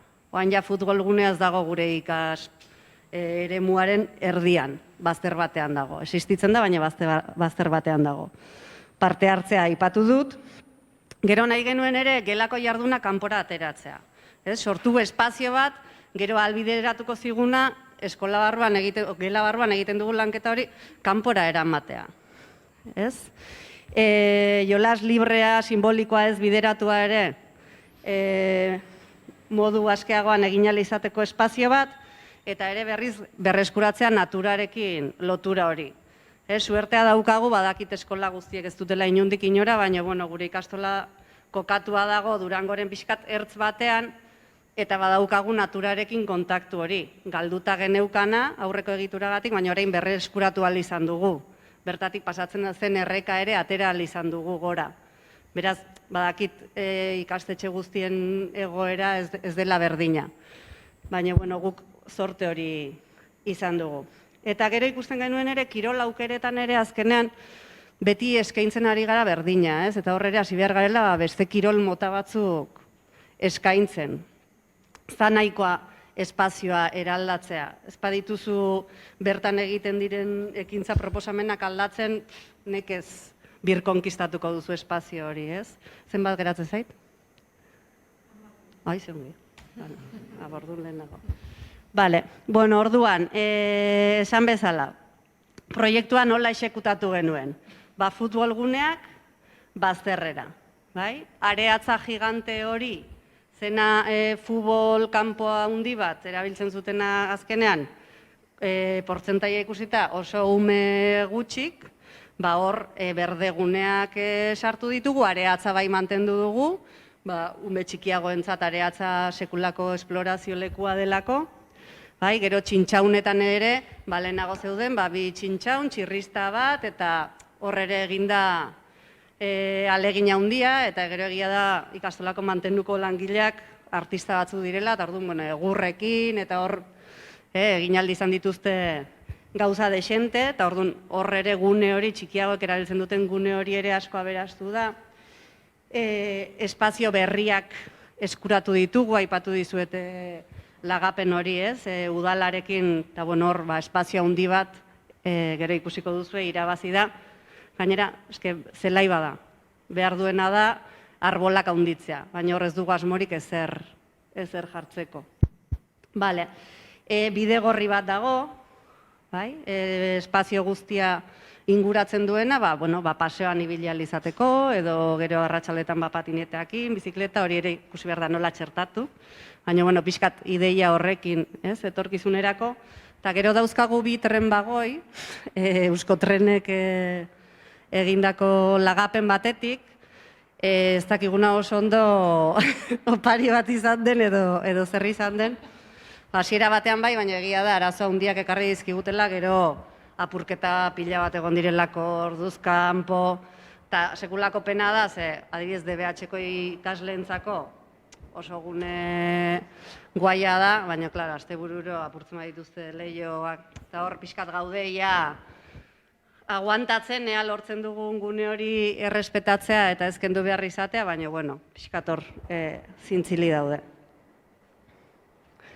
Eta, hau izango litzateke, esan dizuet hemen beste argazkian, gure zarra lehenago ikusi duzue marraztuta, hau izango litzateke Googleen argazkia, ikusten duzue futbol zelai, erraldoia zen, dena, asfalto, futbol zelaia, eta orduan hemen geritzen ziren bi arbola, eta hemen txintxaunen gune hori. Eta hau izango litzatekeia gure espazio berria. Pixkat altxatuko naiz, ikusten duzue futbol pista, geratu da bazterrera, hau ezin izan dugu kendu. Eta igual hemen egongo zarete gorputzezkuntzako irakasleak baten bat, eta egia da gorputzezkuntzako irakasleak erresistentzia bat direla horrelako aldaketetarako. Igual gorputzezkuntza zu bazara, ez? Gustatuko litzaidake gero zure iritzia entzutea plazer baduzu. Ez, askotan, baina espazio ezin da ikutu ze guk behar dugu, ez dakize pista guk behar. Eta bai izan da pixkat freno bat. Gure borroka bai da, marra horiek desagerraraztea, pentsatzea, ze gauza sartzen alditun, gero kendu behar direnak. Ezin dugu ezer finkoa jarri, ezin dugu U bat jarri, gero behar dutelako espazio hori. Orduan hor ikusten dire marrak eta, baina hor ezin da futbolean aritu. Futbolean bakarrik aritu daiteke hor. Gero areatza hori mantendu dugu, umientzako, erreka, hor sortu dire menditxoak, egin dira mendiak, sumendia deitzen diote hola badu golardian zulo bat, eta hor hiltzen dire umeak bueltaka gustora, erreka atera dugu kanpora, hau da, udalak lagapena egin digun lurzatia, ikusten duzu sekulakoa dela, hemen geratzen da, baso txikitxo bat, eta gero frontoia eta hori, bai, mantendu behar ditugu berdin, esan bezala, gero gorputzezkuntzako ekimenak aurrera egin ahal izateko. Hau da beste argazki bat, bai? Hor goitik, hau da. Hau izango litzateke, bai? Men bazterrean dagoen hau. Beraz, asko berdetu da gure gure ikastola. Eta hemen ikusten dituzu argazki, bai, pixkat ja aurrak eta bai, erreka inguru hori, hemen ikusten da hobeto, hau da Areatza, hor ikusten da gure tren marabillosoa. Bai. Gero ematen dire, azkenean ekitaldiak egiteko, kanpoan egin ahal izateko eta egintzak egiteko, sortzen zaizkigu askoz aukera gehiago, porlanetikat. Bale, eta honekin bukatu nahi nuke. Proiektu hau ez da, hasi, eta ja egin dugu eraldaketa, eta ja oso ondo. Proiektu bat bizirik dagoena, etengabe eraldatzen joan behar duena, etengabe hobetzen joan behar duena, eta horrela ulertzen dugu, egia da, iazko urtea oso arraroa izan zela, aurtengoa ere nahiko arraroa, baina pixkat berriz martxan jarri ahal izan gara gai honekin. Ez digu eman aukerarik behaketa serio bat egiteko, eraldaketa egin dugu, eta orain joan behar gara ikusten behaketak egiten, ondorioak ateratzen, gero aurrera pausoak ematen jarraitzeko, COVID-aren historiak ekarri digu birformulatzera jolas orduak, ezin dira talde burbujak, ezin dira nasi. Orduan, ikusten dire aldaketa pila bat, baina oraindik ez dugu ikusi eremua modu librean funtzionatzen. Eta ez dakit hurrengo urtean ere ikusiko dugun. Baina, gure asmoa bada, bai, hurrengo urtean, ja, behaketa serioekin hastea. Aurten ze egin dugu, ze aldaketa egon dire? LH-ko ikasleek berriz egin dute olako hausnarketa prozesu bat, guain dugun kanpo espazio honetan zer dago nobetzeko, ze beraiek egin dituzte proposamen berriak, ja dauden gunen gainean, edo sortuko lituzketen gauzen gainean, ez dut esan, tirolina bat ere badago, hori zen ikasleen superreskari bat, eta bai hor badaukagu. Gero sortu dugu ere aurten oroitzaren txokoa. Sortu dugune bat, pixkate oroitzeko ikastolako komunitatekoak ziren kideak eta ja gure artean ez daudenak. Bi gurasoek batek idatzi du testu bat eta beste batek eskultura bat egin du. Eta gure asmoa da hori, urtero ekitaldi bat egitea hor kursoa izteko oroitzarena, baina gero ere heriotzaren gainean egiten diren lanketak eta lotzea, txoko horrekin, eta umek espazio hori ikusten dutenean ere, izatea lanketarako gune bat, baratza ere berreskutatu dugu, duela urte batzuek bazegoen baratza, baina, komplikatua izaten da, justo udaran, emankorren dagoen, tarte horretan ez gaude ikastolan, eta norbaitek zaindu behar du, baina, prest agertu da irakasle bat, eta berriz ere baratza jarri dugu, eta gero azkenean jarri ahal izan dugu martxan talde eragile bat, etapa guztietako kurtsia ikastolan HH, LH eta DBH etapa gaude, orduan etapa guztietako ordezkariekin sortu dugu talde eragile bat, lehenengo pausua da, ze klaro ez gara gu komunitateko ordezkari bakarrak, eta orduan egitekoen artean urrengo urterako, talde eragile horretara txertatzea familiak, mantenuko langilea beraiek eta ikasleak. Eta nola egin, talde horrek funtzionatu dezan, hori da urrengo urteko lanetako bat, eta gero hori genero perspektiban oinarritutako azterketa sakon bat egitea, egin ditugun aldaketa hauek ze maitzen man dituzten, zer hobetu behar dugun, zer hori da beste helburu potente bat, diagnosi berria eta eraldaketen ondorioak aztertzea, eta gero futbitopista zen horren difuntoaren birmoldaketa ja nola gauzatzen dugun. Eta horixe nire aldetik. Eskerrik asko. Gaurko hitzartzei bukaera emoteko, lehen hezkuntzako irakaslea, eskolae programan eta eskidetzan aditua den Mikel Kolomo Gurbindok, eskolae programaren egite prozesua azalduko dugu. Eskerrak ematea lehendabizi Marko honetan parte hartzeko aukera emateagatik, bai eurei eta bai labi ere bai.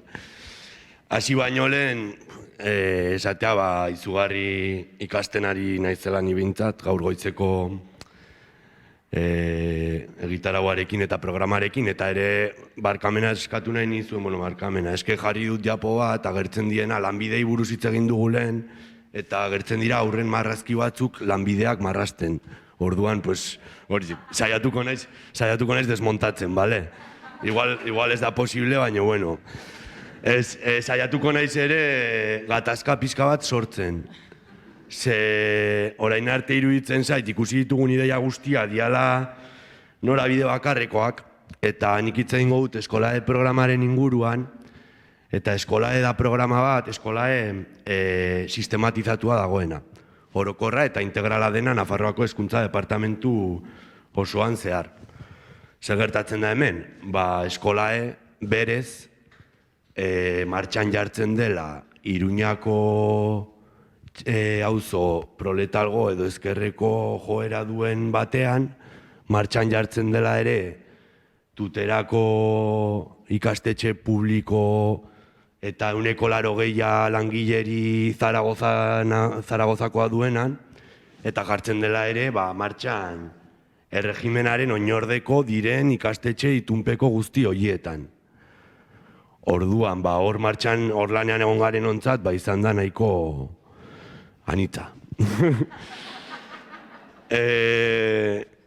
Hori, eskolae martxan jartzen da, 16-17 ikasturtean diseinatzen da, 17-18 ikasturtean pilotajea egiten da 10-12 ikastetxetan, nik zortea daukat hor parte hartzeko ikasle gisa, eta gero aurrengo ikasturtetan tutore izan naiz programa horretan.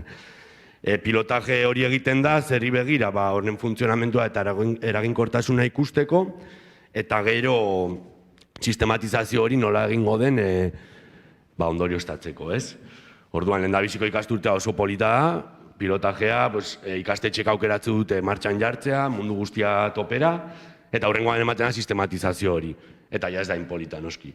Ez da inpolita, ze azkenean hori sartzen garaia ikastetxe mota guzti horiekin, eta ematen dira egoera batzuk, nun gutxienez gatazkatsuak diren, ez? Hor, hori konkapa dena erregio eskolen federakuntzak edo guraso elkarteak eramaten du eskola de programa epaitegietara, sortzen da liskar bat, hainbat pertsona tutorizatu deitzen gaituzte epaitegietara, eta egia esan dela zerbait ulertu ez duguna, gero sartuko gara, nahi baduzu pixkat horretan. Baina, bai jarraitzen duela bere garapenak, eta bai eregia dela, azkenean derrigortasun hori pixkat ez baian jartzen dela, baina bai Nafarroako eskola guztietan edo gehienetan martxan jartzen dela programa, ez? Eta hori da garrantzitsuena nik uste.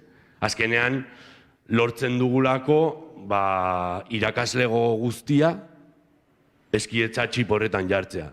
Naiz eta askoren kasuan, gutxiren kasuan konturatzeko den ez dutela nahi hori ikasi edo horri uko egin nahi diotela.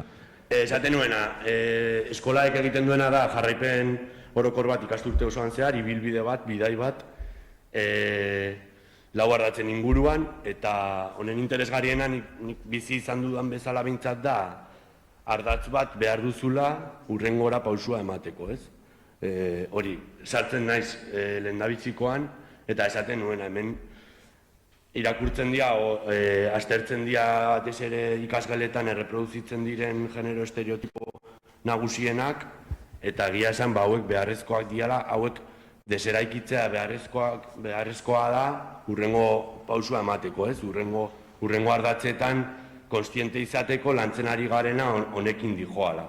Eta hori ikusten den garapena da benetan interesgarria. Batez ere hori egiten dugulako, azkenean 3 urtetatik hasita, batxilergo 2. mailaraino lantzen dela, eta daukala ibilbide bat, jarraikortasun bat dauka. Eta nik departamentu batek, hezkuntza departamentu batek hori asumitzea, kriston lan potentea da. Genero estereotipoekin loturik, anekdota bat izan nuen nik, Irurtzuneko eskolan dola 3 urte, eta 3 urteko gelan sartzen nintzen laguntzak ematen, eta anekdota, ikusi nuena, besterik gabe, sartu nintzen gelara eta zeuden mutil rola asumitzen zuten pertsona guzti horiek, saltoka jotzen jolasten ez dakize, eta neskan rola asumitzen zuten guzti horiek, aldiz txoko batean panpinekin jolasten eta nik. 3 hilabete daramatzate eskolan, eta hau ikusi behar izatea. Eta Esaten nuen ez dakit etxetik egari beharko lukete, imaginatzen dut, porque eskolan hori ikastea 3 hilabetetan 3 urteko aurrek ezin eskola iruditzen zait, baino gogorra, ez? Esate duzu, 3 urtekin ja hori ekartzea edo hori bizi izatea, hori asumitze horretan zaila, ez? Gero bigarren ardatzari dagokionez, autonomia eta independentzia pertsonaren esparrua lantzen du, pixkat lan enpleguarekin loturiko guzti horrekin, hemen baduzu diapo bat, baino marrazkien hau zen. Ez, justo ariketa konkretu bat etorri zitzaidan burura, batez ere ibilbide hori ikusteko, ez? Azkenean nik hau, eskola egaratzen duzun momentuan, praktikan jarduera multzo bat eskaintzen zaizu, eta zuk erabakitzen duzu gutxi gora bera, zein eraman praktikara ikasgelan, eta nik hau esan duen esanguragarritasunagatik eraman izan dut aurrera pare bat ikasturtetan. Eta zer da hau, eskatzen zaie besterik gabe, hori, lanbideak marraztea, ez? Eta gero itzena jartzea.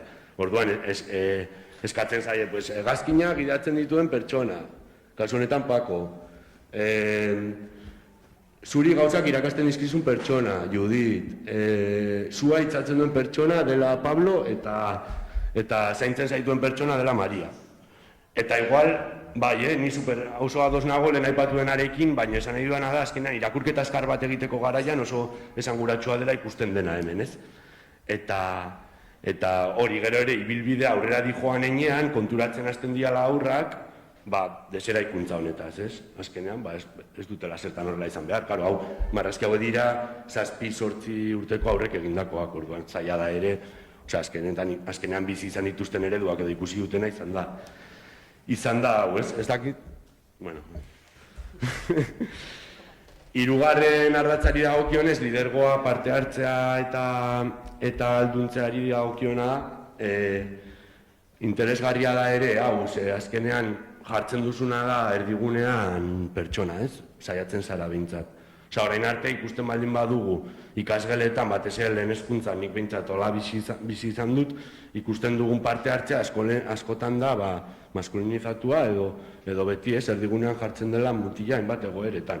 Bai lidergoari dagokionez, bai parte hartzeari dagokionez eta bai alduntzeari dagokionez. Baina eskolaek eskaintzen duen irakurketa hori da, azkenean pertsonarena, ez? Ezain beste emakumearen figura zentroan jartzearena, baizik eta bakoitzaren nortasunak, afizioak eta gustatzen zaizkion gauzak erdigunera ekartzea, ez? Eta horretarako jarduera proposamen bat dago ere nahiko interesgarria dena. Eta azkeneko ardatzari dagokionez hitz egiten du sexualitatea eta tratu honen inguruan. Ni egia esan hau garatu ala pare bat ikasturtetan tutore gisa, baino goizean entzun duguna, ezin naiz liga horretan sartu ez dut asko esateko horren inguruan. Baino bai iruditzen zaidala, ere saiatzen dela desmontatzen orain arte bizi izan dugun eredu patriarkal guzti hori modu transversal batean, ez?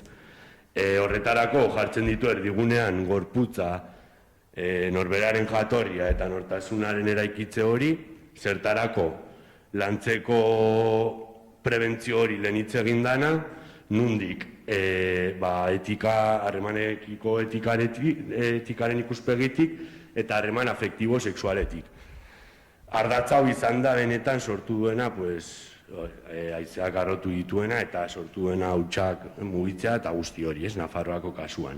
Hor, hainbat eredu daude, hainbat adibide daude jarduera batzuenak, noski hori lehen esan duguna, regimenaren oinordeko diren horiek ez dituztenak positibotat hartzen, eta horren ondorioz gatazka sortu zena, ez? Eta honi loturik, asko hitz egin da gai honen inguruan gaur goizean, baina nire iruditzen zitzaidan garrantzitsua, ez? Orokortasunaren ikuspegitik behatzeak eskatzen duena da bizigaren jendartearen analisi bat egitea. Eta zer esan nahi du horrek? Askotan gu marko hauetan elkartzeak ez duela esan nahi bizigaren jendartea horrelakoa denik. Eta nahi sentsazio bat da, baina iruditzen zai batzutan saiatzen gaela aurrera pausu oso edo luzea irako helburu oso urrunak jartzen pentsatu gabe bizigaren jendartea zelakoa den propioki, ez? Eta honetarako ere du, adibide batzu daude, adibide bat da legea, ez? Orain egun batzuk Madrilen aurreratea bazuten legea, zakit, azkenean aurreratea dute, edo bazuten martxan jartzeko jalen da biziko hitzartzea, baina hor kontutan hartu behar da, ordezkatzen gaituzten 140 baino gehiago kontran dagoela horrekin, LGTBIQ+ legearen horrekin, eta ni oso ados nago hori kaletik atera behar den zerbait dela, baina kontutan hartu behar dugu. Eta berdin kontutan hartu behar dugu, Nafarroan programa hau martxan jarri zen momentuan, jende asko kontran zegoela. Eta horri, zentzugabekeri horri aurre egiteko modua gura izan da lan egitea. Ez dugu, hori da gure modua, eta gu sinisten duguna, baina bai dela kontutan hartu beharrekoa, ez? Eta, bukatzeko ez dakit, zoma denbora geratzen zaidan, baina, bukatuko dut ja, bi edo hiru izango dira. Datuak asko gustatzen zaizkit, eta ibili naiz azken asteetan pizkat begiratzen, ze oso esanguratsua da, ez? Azkenean ikusten duguna. Nafarroak hezkuntzarako eskaintze ditu 757 milioi euro. Horietatik 405.000 euro hezkidetza partidarako. EAen 3.100 milioi eskaintzen dira hezkuntzarako, eta horietatik 150.000 euro hezkidetzarako, ez? Gero beste alde batetik aztertut pizkat hezkidetzara eskaintzen den dirua errenta egiten dugun pertsona bakoitzeko, eta Nafarroan da 80 zentimo eta EAen 10 pertsona bakoitzeko. Gero, askok diru gehiago jarriko dugu, egingo dugu ez modu batez, baina, Eta, nire ustez oso esanguratsuak dira, datua batzutan aspergarriak dira, baina beste askotan dira esanguratsuak. Eta konparatiba horretan sartuta, Nafarroa eta EAren arteko konparatiba horretan sartuta, ni biak bizi izan ditut, orain erkidegoan nago lanean, eta izan dut aukera, hezkidetza garatzen den proiektua, nola garatzen den ikusteko ikastetxe publikoetan, eta ez dakizuen edo ez, baina izaten da gutxi gora bera, 2.000 euroko diru laguntza bat ematen zaio ikastetxeari, jartzeko hezkidetza arduradun bat, baina gero diruak entzen dana, eta proiektu oso finkoak aurrera ikastetxeko hezkidetza proiektu aurrera eramateko, eta askotan gertatzen dena zer da, pertsona hori bakori dagoela, ateratzen dituela egun konkretu horiek aurrera, lehen hitz egindakoak, eta hor geratzen dela, ez? Eta hortik eta 2 urtetara pertsona hori onaino baldin badago eta ez baldu berritu nahi, hor geratzen dela. Eta aldiz Nafarroan behintzat ikusten dana da, benetan gobernuan dagoen jendeak sinisten baldin badu honetan, behintzat bermatuta dagoela hezkidetza prozesu bat ematea ikasturte guztietan zehar, eskola guztietan zehar, eta azten zarenetik bukaerara arte, ez? Orduan, ni beti izan naiz pentsatzekoa, kaletik hasi behar diela, ez? Azkenean, errebindikazioa eta iraultza kaletik hasi behar dela, baina instituzioetatik ez bada laguntzarik izaten, zaila izaten dela, ez? Denaren hori jarraituko dugu, hezkidetza ikasgeletan txertatzen, eta horretan sinisten, nik pentsatu uste dalako dela, nik sinisten duan jendartea delako, eta besterik eskerrik asko. Eskerrik asko, Mikel. Eta ez dakit orain galderarik badeko zuen egiteko, zabalduko dugu ozta bere galdera erantzunetarako tartea. Ez, nik galdetu nahi nuen gorputz hezkuntzakoan bai, baina nik beste gorputz hezkuntza ohikotasunetik ateratzen den gorputz hezkuntza batian sinisten du, eta egia esan, olako espazio bat eukitzean ere tatametxa da. Eta orduan jakin nahiko nuke, zuen kasuan ze arazo izaten nahi izaten gorputz hezkuntzako irakasleekin. Neri behintzat olako aukera sortuko balit, niretzat zoragarria izango litzake. Orduan jakin nahiko nuke ze arazo askazuten. Bai, ez batez ere, ez daukagu gerra bat, denago pixka broma izan da, baina bai, oraindik errebindikatzen dituzte pixkat porlanezko espazio zabaloiek, ze klaro, gure helburua zen eta gure ametsa zen pista hori, zerbait berde izatea, mendiak ikastolara sartu eta ez izateko futbol zelai bat izan zen hori ikusten den lehenengo gauza, ez? Eta oraindik nik uste dut integratu gabe dagoela, eta jakin gabe ez nagolako departamentuan, baina ikusten duenatik ez dagoela integratua kanpo espazio berria egiten diren gauzetara, eta horretako ere denbora bat beharko da, baina bai rebindikatzen dute asko espazio hori, eta orduan hor eskuak lotuta dauzkagu. Frontoiarekin dugun bezala, eta hor aterpea da, eta behar dugu aterpea ere. Eta gero, Gurutzea ikastola handi bada, 1000 ikasletik gora dauzkagu, orduan, klaro, askotan espazioak egoten dira, erabiltzen dira aldi berean eta etapa ezberdinetako aurrengatik. Orduan, nik uste dut, fase horretan gaudela, bino ez dakit ze puntutaraino daukaten ere motivazio hori zeulertzen dut, eskatzen duela aldatzea errotik orain arte egindako guztia, eta ondo dakigunez bezala denboraz sobra ez gara ibiltzen. Ea Gurtzane Uriartek streaming bitartez galdetzen digu, ia Nafarroan eskola publiko guztietan implementatzen den, eta zentzu berean ere bai beste galdera bat, saregile, ez dakiz zein den, baina ia eskolaren etorkizuna bermatuta dagoen, edo nola bermatu daiteken, ulertzen du etxai asko ditugula egun, eta saiakera asko egon direla, bertan bera usteko proiektua, doan. 18-19 ikasturtean, sistematizazio hori ematen den ikasturte horretan, ikastetxe publiko guztiak gonbidatzen dira programa aurrera eramatera. Ikastetxe publiko guztietan aurrera eramaten da, beste programa oso potenteak dituzten horietan ezik, esan nahi dut, kalitatea edo kalitate proiektua edo, hainbat programa daude hortik eta igual kasu batzuetan zuzendaritzarekin negoziatuta, utzi zieten aurrera ez eramaten, baina orokorrean ikastetxe publiko guztietan sistematizatu zen. Gero, itundunen artean ikastola gehienetan ere aurrera eraman zuten, eta itundun erligiosoetan, AG eredu horietan direnak, hor oso gutxitan, lehenitzen dugun horietan. Eta gero bestetik,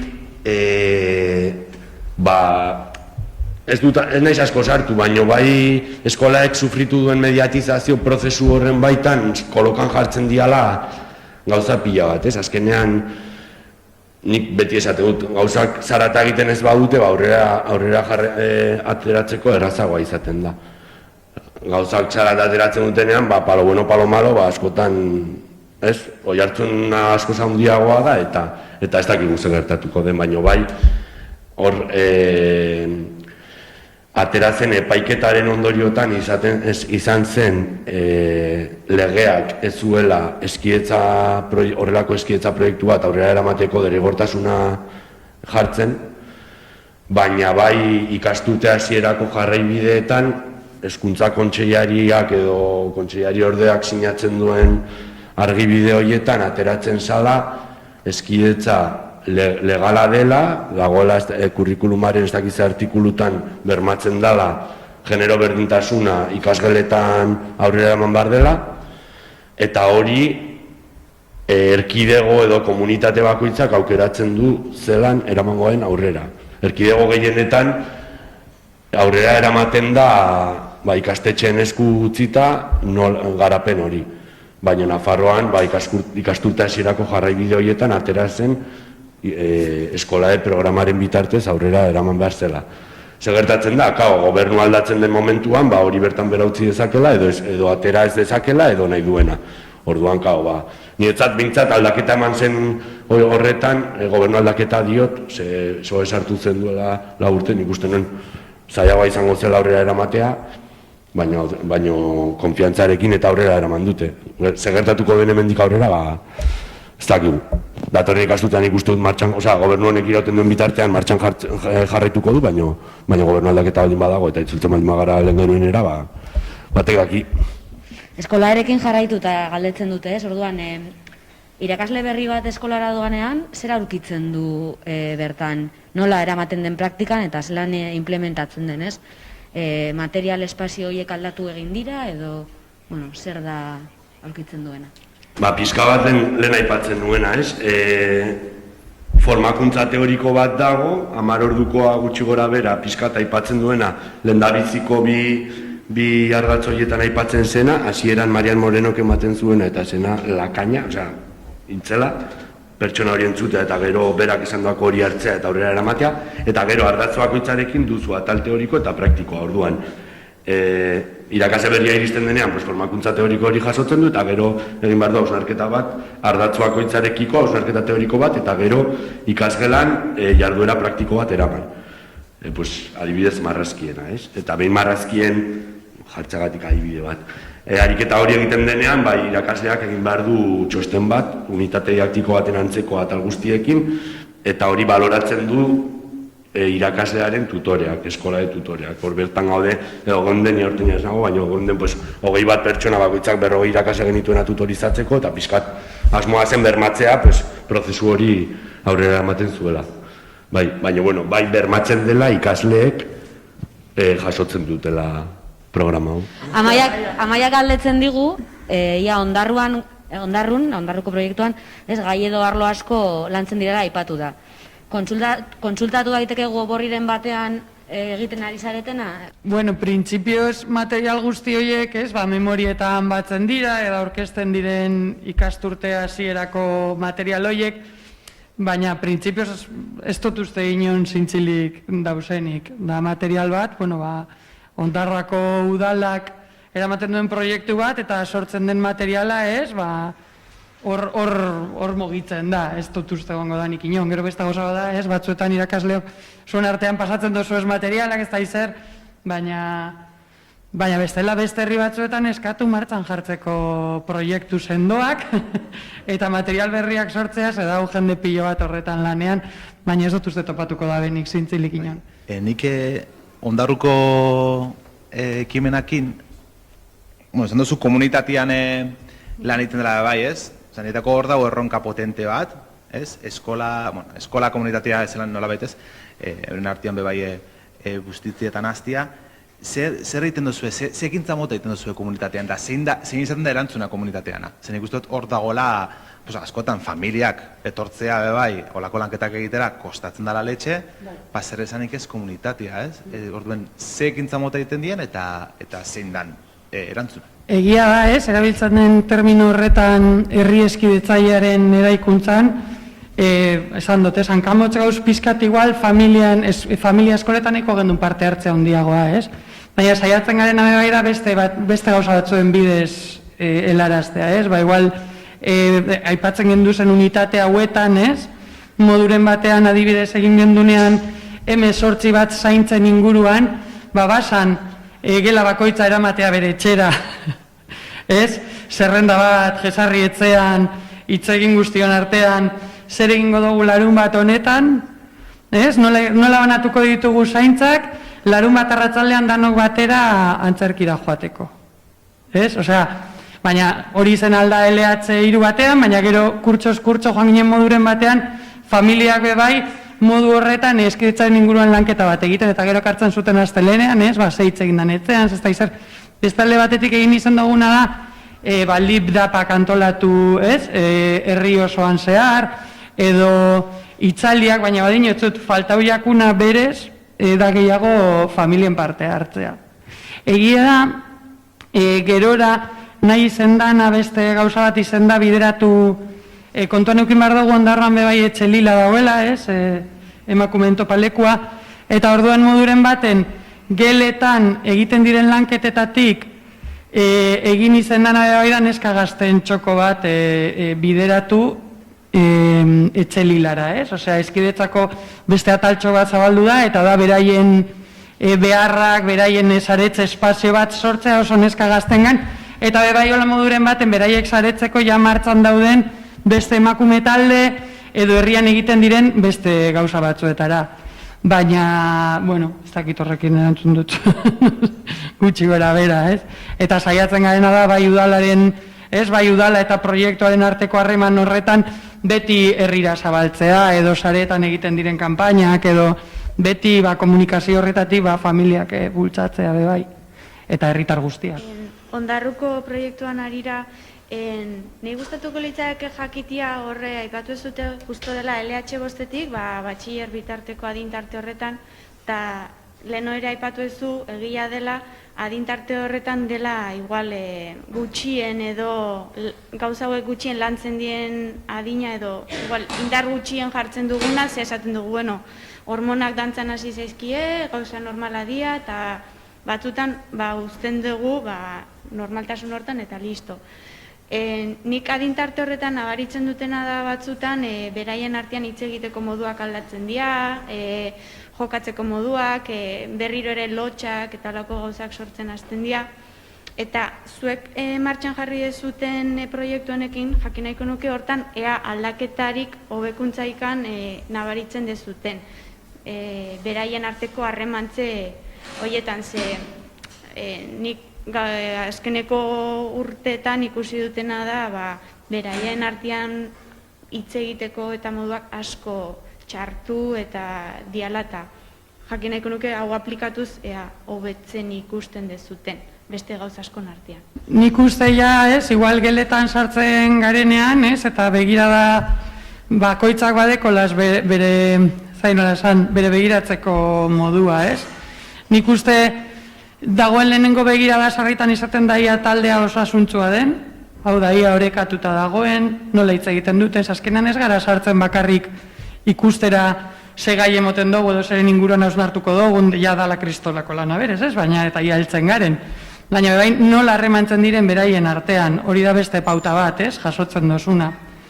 Eta zelan, eta gero adibidez jesartzen garenean irakaslekin eta devoluzio egiten danean, eta itzultzen zaiona ikusitakoa gelan, bai esaten jako, neskak, ni bai jartzen naiz horretan, bai, neska mutil irakurketa horretan, gauden egoeran egonda baina eolan laburtuz neskak beraien artean ez daude oso batutak, edo mutilak espazio asko erabiltzen dute, edo egiten direnen analizi guzti horietan, bai begiratzen duzu moduren bat, bilatzeko, hau da, nola esaten dudan, ikusten badodaz, neska batzuen ganako, adibidez, komentarioak edo nolalakoa esaten ari zarena, nola lortu aldot horreri aurre egitea. Hau da, beharko dut, neska hauek saretu egingo doaz, por pedir, osea, jarriko dut nire horritxoan gero jazen lortzen doan, baina saiatuko naz hauek saretzen, saiatuko naz beraien erantzuna akuiatuko dut apurbote mendik, handik, tal, eta gainera badakit, zelengo izame bai hemen lagunak ahondi esaten, eta gainera badakit gela horretan neskak ahaldunduta edo, kontzeptu negro, bueno, indartuta daudenean badakit bai beste perfil batzuen aterpe bilakatuko direla. Eta hor hasiko da saretze bat nongela hasiko da mugitzen. Ez da gaurtik biharko zerbait. Eta gero hemen bakoitza gainera ukingo dau bere, nola egin hori, baina ez da, gaur txarto hitz egin dira beraien artean, egingo dugu honen irakurketa bat eta hitz egingo dugu gure artean. Guztia ondo da, proposatzen dutugun eskuartze guztiak, baina egia da luzarorako gauza begiratu behar direla, gure taldeak orekatuak daude, parte hartzeak orekatuak daude, ondo tratatzen dira, guzti hori ikusita nola eragin, Estibalez galdetzen digu, Gurutxaga ikastolaren berri jakin nahi dut, esaten du, patio eraldaketa egiteko, seguru hemen nik ejekuzio baimenak beharko zenituzten, instituzioek eta ematen dituztenak, zeintzuk izan diren, eta gero patio inbertsio hori zenbatekoa izan den. Bira, justu datu hoiei buruzlik ezin dizute erantzuna eman, kamararaz, ezin dut erantzuna eman, baina bai gonbidatu edo zein ikastolara ezagutu nahi badu kanpo espazioa eta ordurako bilatuko nituzke datu horiek eta nire emaila emango dizut gero irati eta nahi baitzu zenean idatzi persona horrek lortuko dizkiote datu horiek, guai momentu honetan ez dakit. Bai uste dut ez dela arazorik egon baimenekin eta zebein eraldaketa hasi zenean, hor ez da geldiunerik egon, edo ustut alde horretatik ez dela arazorik egon. Baina, bueno, emaila emango dizut eta erantzungo diet. Bai, Durangokin jarraituz hor, ikusiet diapotan aipatzezala gune bat, anfiteatro bat, beraien artean hitzaiteko eta nahiko nuke pixkatu garatzea, zekero, ez dut ikusio edo, ez duen irakurtzen. Eskarrik asko. Bai, hor badago gune bat anfiteatroa dena belarrez egindako armaila batzuk dira, eta horren idea da, eskolak eman alizatea kanpoan, pixkat izango litzateke ez, azalpen magistral formatuan, baino baita ere edozein antzerki edo gauza egiteko. Hor ze arazo dago, guain konturatu gara, Euskal Herrian bizi garela, euria egiten du lan maiz, eta orduan, klaro, askotan loituta egoten da. Eta hurrengo urtera begira, bai badago asmoa, igual, egurrezko armaila batzuk egiteko, gune horri zuku gehiago ateratzeko, bine hori da helburua, gauzatxoak egin alizateko bertan, antzerki, bertso saio ekiz, edo umeek proposatzen dutena, eta gero eskolak ere eman aldizateko. Bueno, galdera gehiagorik ez badau, bukaera emongo diogu gorko jardunaldiei, eskerrak eman nahi dizkizuegu laben izenean parte hartzeagatik, bai islariei, bai bertaratu zareten guztiei, bai streaming bidez jarraitzen ari zareten lagunei, eta espero dugu gustoko izena, eta hemetik aurrera bidea egiten laguntzen jarraituko diguten gomendioak hartu izana, eta beste barik, eskerrik asko, eta Euskal Eskola Publiko Komunitarioa iruten bidean, jarraitu ezagun pedagogia feministak iruten bai. Eskerrik asko.